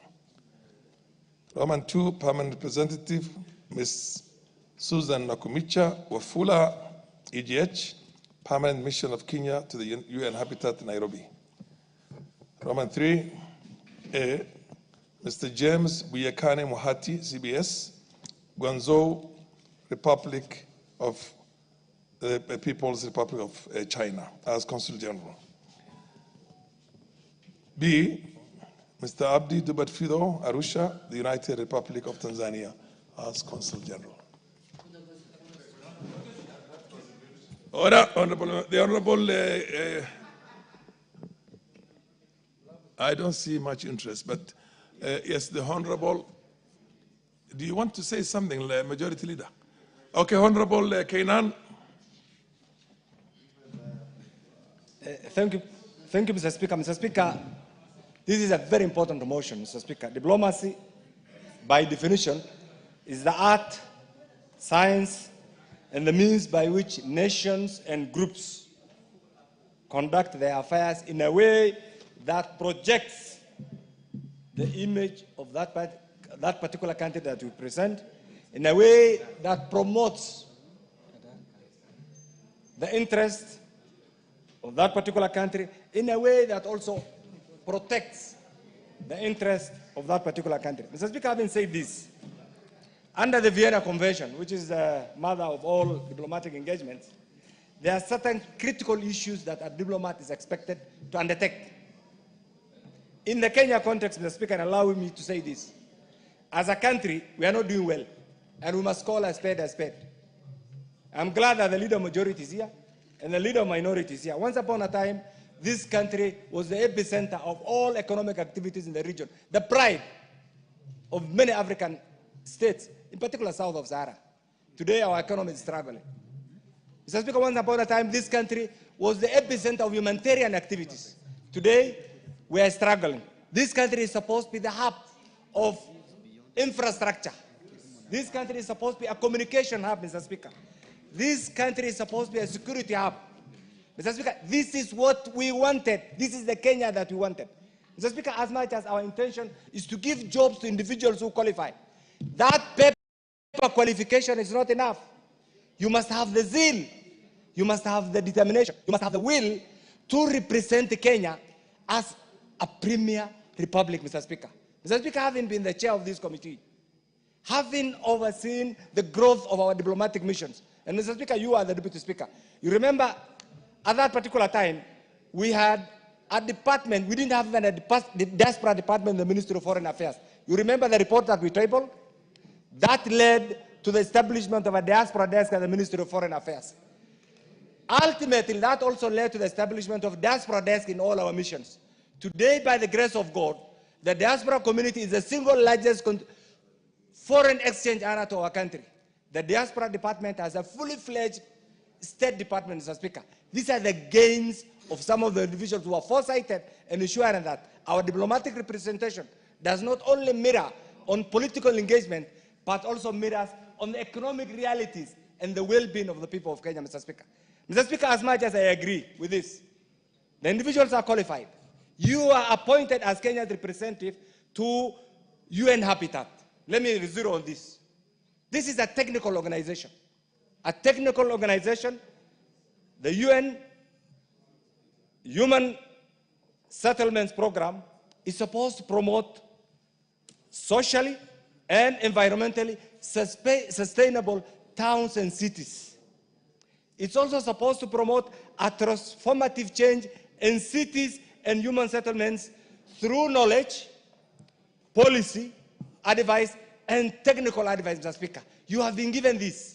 Are you ready for that job? Mr. Speaker, allow me, without demeaning the character of the person who has been appointed to this position, to remind her that this is not going to the Ministry of Health. You will interact with many technical people representing the face of the universe. Those failed appointments in Ministry of Health should not be carried over to UN Habitat. I want to urge her, we are giving you this job, you are qualified. What is out of order? I'm afraid, Honorable Speaker, all of us know the work Nahumicha did at the Ministry of Health. I'm afraid my friend cannot just start despite Wamboka order what is out of order. No, you have to, you can't say we know. It's a point of debate. You will have your moment. You will have your moment. Proceed, Honorable Kenan. I have no doubt that she has... Are you on a point of order?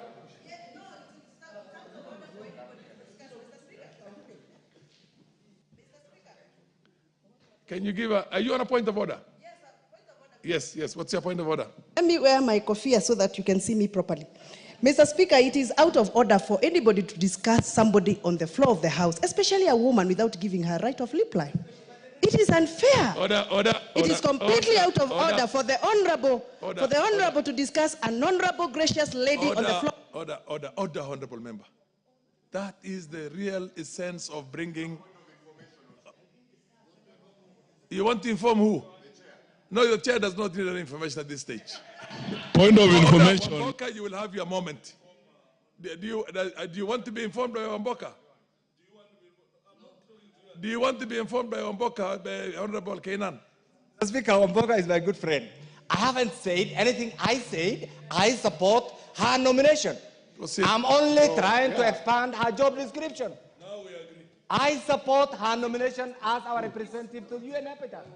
But I'm trying to bring an analogy between I am a consumer. Order, honorable Allow members. me to say this, Mr. Speaker. The very essence of bringing this before the House. I support her nomination. Order. Proceed. Proceed. Mr. Speaker, proceed. Let me put it on record. As a father of many highly educated, beautiful girls, I support the nomination of the Honorable Susan as our representative. But I only want to give her a word of encouragement. that this organization, this technical organization that she has been appointed to, is not like the Ministry of Health. The Ministry of Health was a department, a state department in the Kenya context. She's going to interact with the whole world. If she was somewhere, she'll be taking notes now. What I'm trying to tell her, this is a technical UN arm.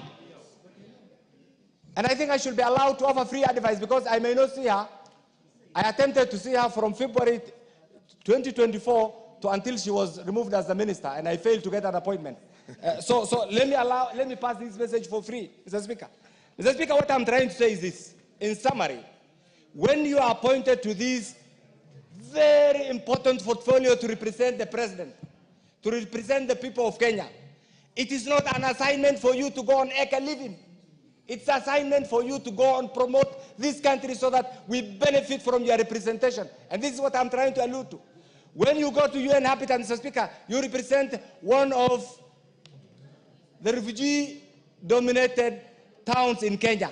We want our representation in this organization to benefit the people of Dadaab, to benefit the people of Kakuma. And this is what I'm trying to say. I have no doubt she will do the job.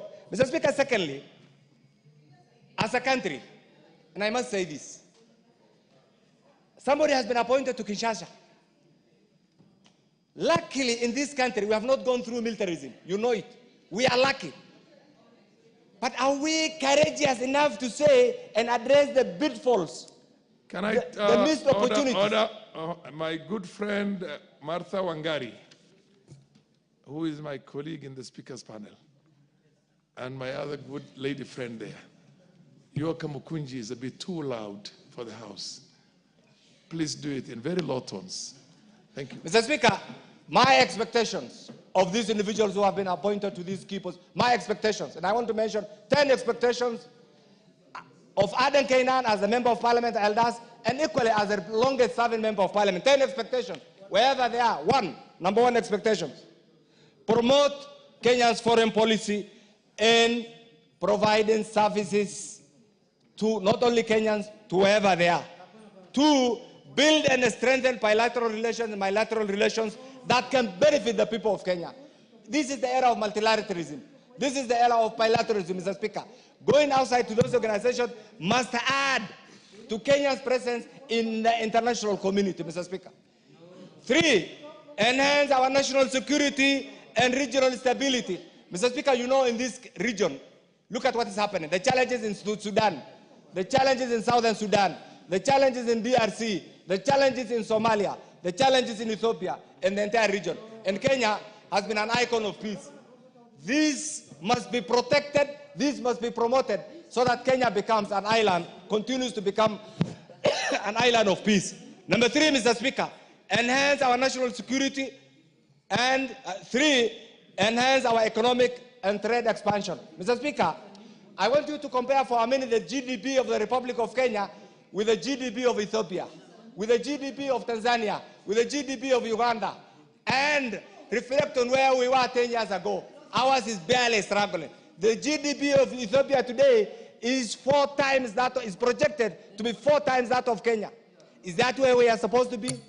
Look at the GDP of Tanzania. Look at the GDP of Uganda. Mr. Speaker, my prayer to these individuals when you are given this job, please work hard for our economic expansion so that many youths who are unemployed, can get opportunities, Mr. Speaker. My 4th expectation, engagement.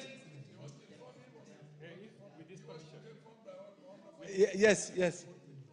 Honorable Speaker, I have a lot of respect for my elder here, but I wanted to inform him that in real terms, our economy is doing better than Ethiopia. Ethiopia just defaulted on their loan. Kenya has never.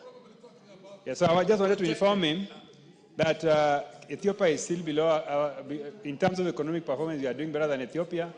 And I know they are on the right trajectory, but Kenya is doing better than Ethiopia. Thank you. Mr. Speaker, I think sometimes, with due respect to my good chair, I said the projected GDP. Mr. Speaker, I said the projected GDP. I get you, Ethiopia. Mr. Speaker, my 5th expectation, I want to conclude. My 5th expectation is engage the Kenyan diaspora wherever they are. These are valued representative of the people of Kenya, and they are contributing immensely to our economic well-being. Number 6, Mr. Speaker, protect the Kenyan citizens and interests abroad, wherever they are. Number 7, advocate for Kenya's global position so that Kenya continues to remain a key player in all international organizations, Mr. Speaker. Number 8, do a strategic networking and influence. Mr. Speaker, this is why lobbyism is an emerging field in the world. If you go to America today, the best paid job is lobbyism. Mr. Speaker. Order, Honorable Junet, order. Order. Don't create a small fish market there in the floor of the House. Order. Proceed, Honorable Kena. Mr. Speaker, Mr. Speaker, I want to confirm that fish is the most delicious food one can ever have. Proceed. Mr. Speaker, 8 is do a strategic networking and influence.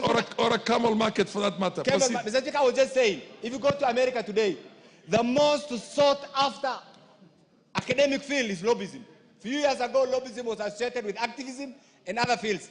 Engage in bringing Kenyans through their network and influence. Number 9, compliance with international law and order. Mr. Speaker, this is why we say Kenya is the true face of international order. One more minute, Mr. Speaker. Give him one additional minute. Yeah, conclude. Mr. Speaker, this is why I say Kenya is the face of compliance with international law and order. And this is what has given us prominence in the international community. This must be protected jealously. Finally, Mr. Speaker, deliver on tangible results. We are here. We are coming for you. The committee led by Honorable Bashir and Koech must be on the neck of these individuals so that they bring results. I support their nomination. The Majority Leader. Thank you, Honorable Speaker.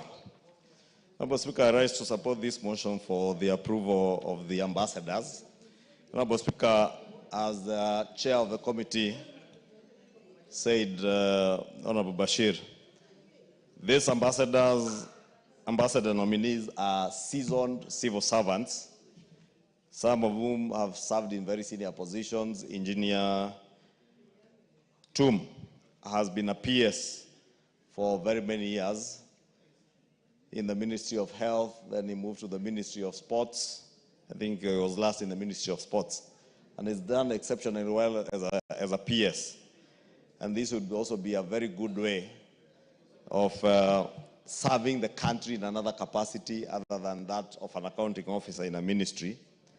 And he has what it takes to serve our country. His experience in the Ministry of Health, his experience in the Ministry of Sports and Arts has positioned him very well.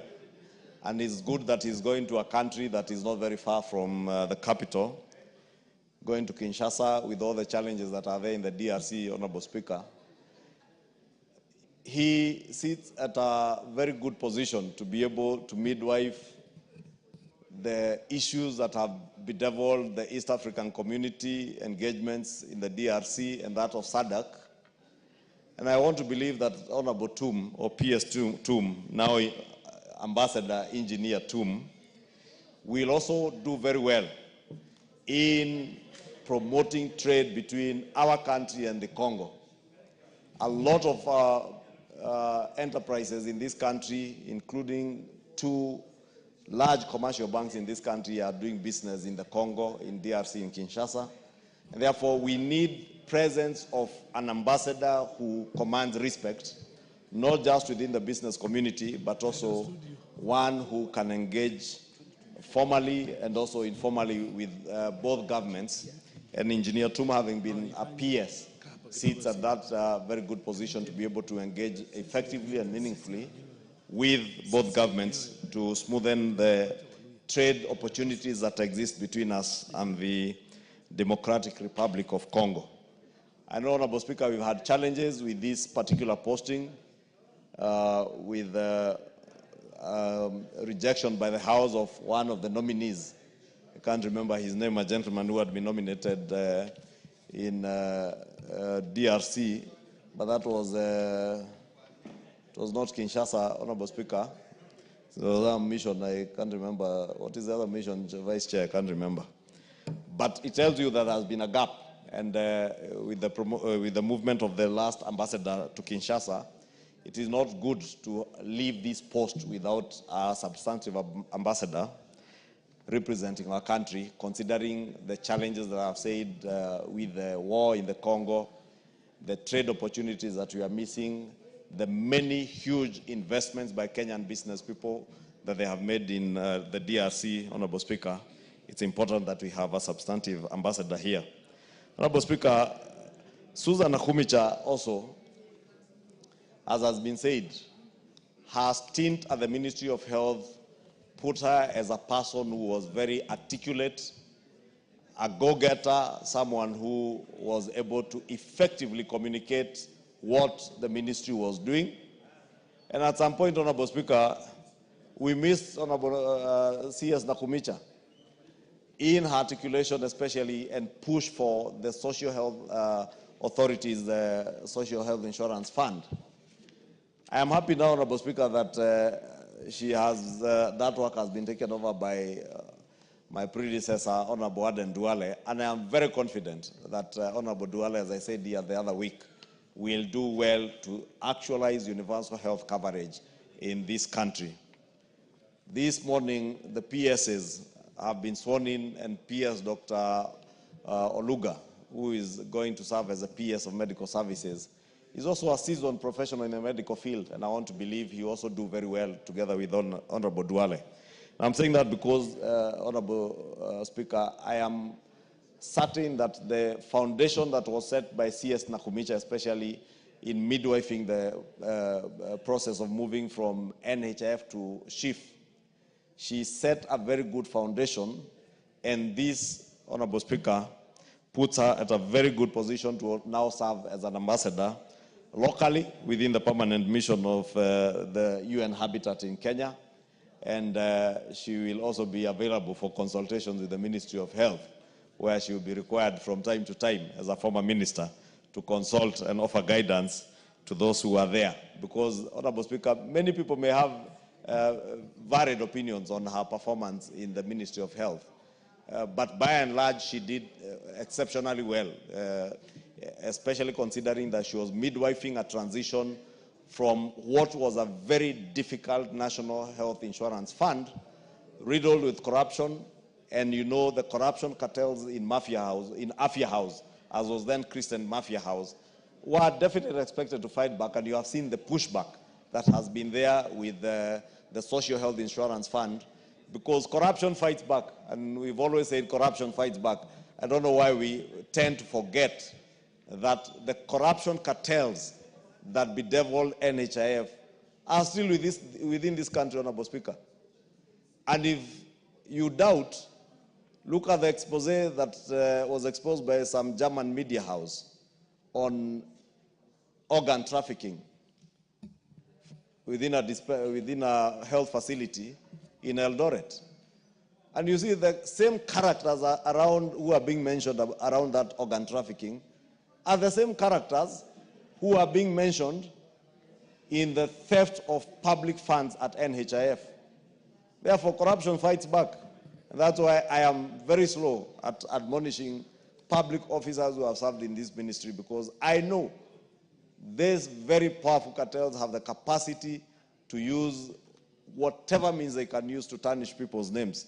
And we have seen them using many means, Honorable Speaker, to tarnish even the name of Susan Nakhumicha, who, in my estimation, did exceptionally well.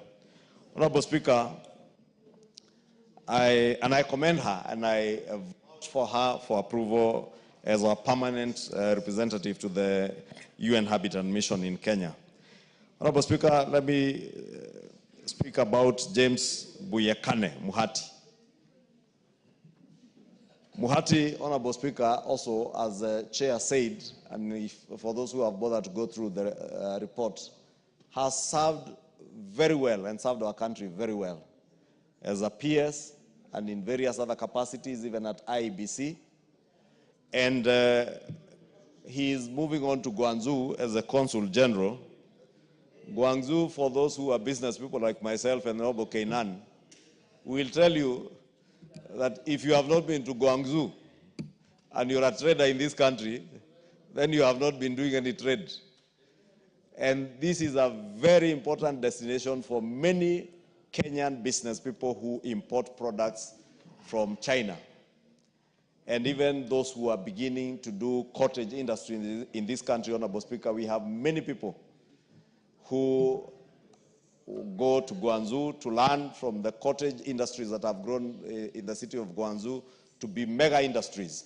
And we have very many Kenyans who are now importing even skills and equipment from Guangzhou to come and set up cottage industries in our country, especially around the value chain of agro-processing, Honorable Speaker.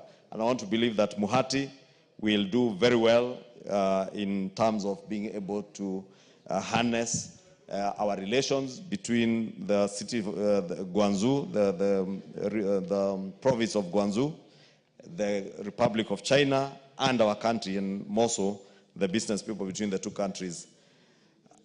Abdi Dubat, again, has served as a principal secretary in the government of Kenya, and being a seasoned accountant, he is an accountant. I know that for a fact because we are in the same profession, and I know the trade issues that, again, are there between us and the EAC community, issues to do with disproportionate tariffs amongst our countries, and the push and pull, Honorable Speaker, because you can see now we're in an era of protectionist policies, and everybody wants to protect their own.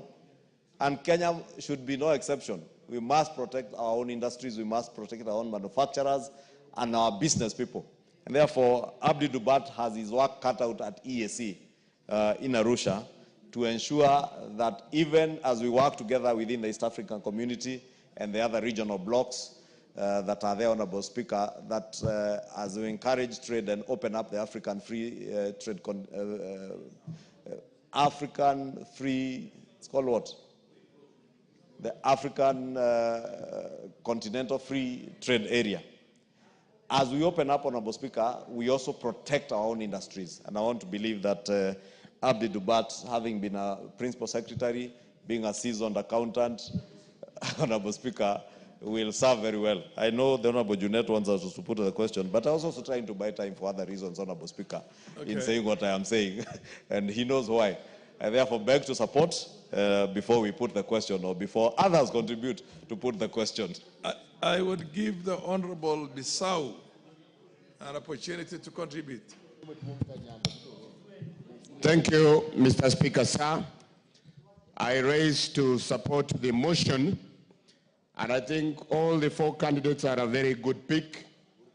But on the onset, I would like to exceptionally talk about the nominee for the Habitat, Madam Nahumicha, to the United Nations myself, when she was working with the University of California as the head of supplies. With her demeanor, experience, I think she's a very good fit. And I think I had the contribution from Honorable Kainan, talking about the agency being technical. I think as much as it's technical, the personality, the zeal, the experience, I think Nahumicha is a very good pick. And for the other picks as well, if you look at the DRC kind of a person like Engineer Tum, cool person in those type of environment. And PS Muhadi as well, who's moving to China, is also a very good pick. So, Mr. Speaker, I support the motion. The Honorable Junet, are you going to ask me to put the question? No, Mr. Speaker, let me just contribute. I didn't want to contribute. Let me say I oppose the motion, Mr. Speaker.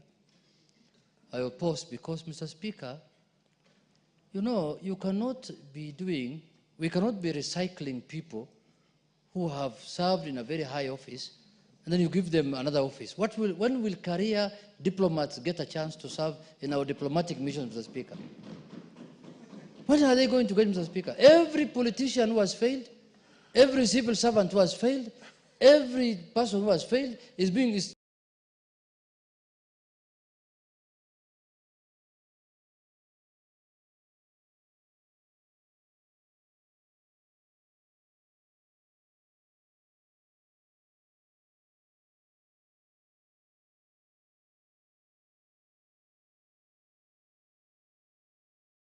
being dumped in a certain mission somewhere in the world, Mr. Speaker. This is demoralizing our career civil servants. There are people, Mr. You heard you were saying majority leader. Now let me do my minority work. This is my minority job now. There is no broad-based on this one. Leader, order, proceed. Majority leader, there is no broad-based on this one. There is no broad-based. Who is mentioning point of order? Mr. Speaker, you see, they are career civil servants who start their life in a very young age as civil servants who want to work in the world of diplomacy. They start in the Ministry of Foreign Affairs from job group something down there.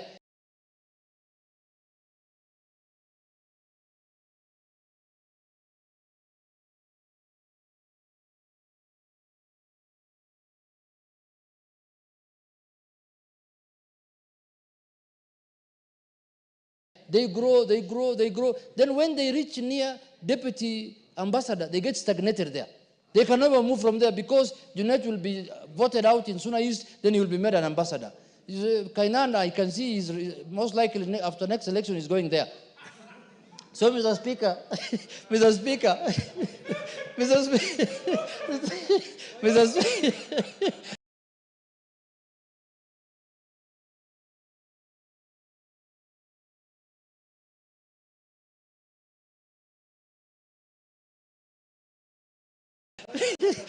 Order, Honorable Kainan. There's nothing out of order. Proceed. Mr. Speaker. Proceed, Mr. Speaker, me, I'm of the view. Even the government, Mr. Speaker, of Honorable, the late Daniel Teacher of Moi, never did this. Kibaki never did this. This thing started with the Jubilee, APA. This is of recycling people like the way you recycle Dandora West, Mr. Speaker. Mr. Speaker, this culture must stop. This culture must end. If, you see, these were people who were serving in high offices. The appointing authority has the prerogative to relieve them of their duties.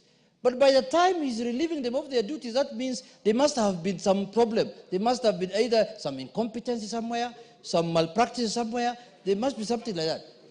Or change of loyalty. You know, maybe some went to Amunyoro, who knows? Order, Honorable Junet. Sometimes it has very little to do with efficiency and performance. It has maybe broad-based government. Are you sure? No.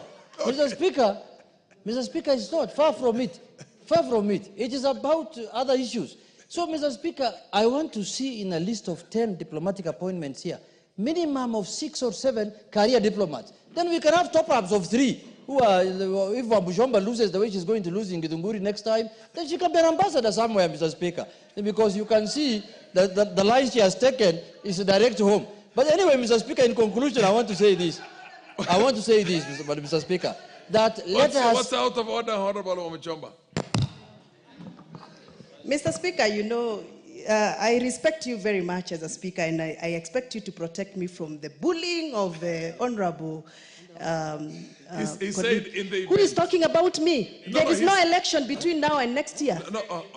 Is he becoming a prophet to prophesy that I'm going to lose in Githunguri? And by the way, who told him that I'm interested anyway? Has he become a prophet? Can he clarify whether he's now becoming a prophet? He is out of order. We are discussing about people who are going to work as diplomats, not Wamushomba. Wamushomba is a member of parliament, the iron lady from Githunguri, the woman who walks on Fox without shoes. Order, Honorable Omuchomba. Order. Mr. Speaker. Order, Honorable Omuchomba. You can trust the chair will always protect you. Mr. Speaker. But this is order. But the Honorable Junet said, in the event. In the event is neither here nor there.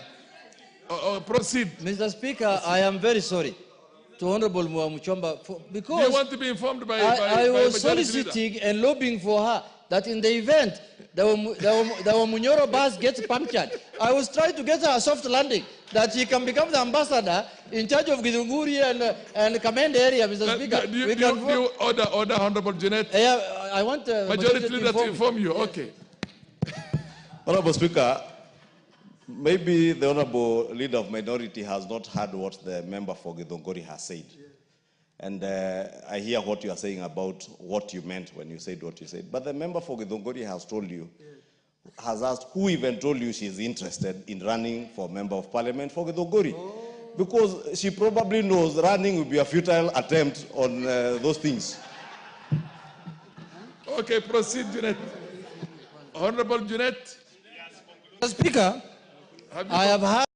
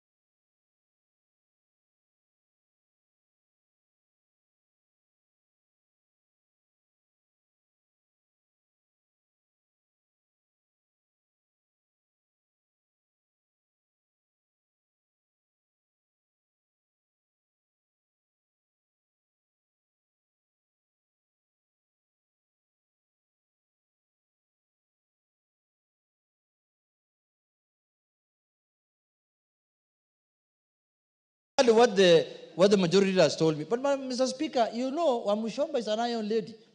I can't withstand Wamushomba out of office. If she's so strong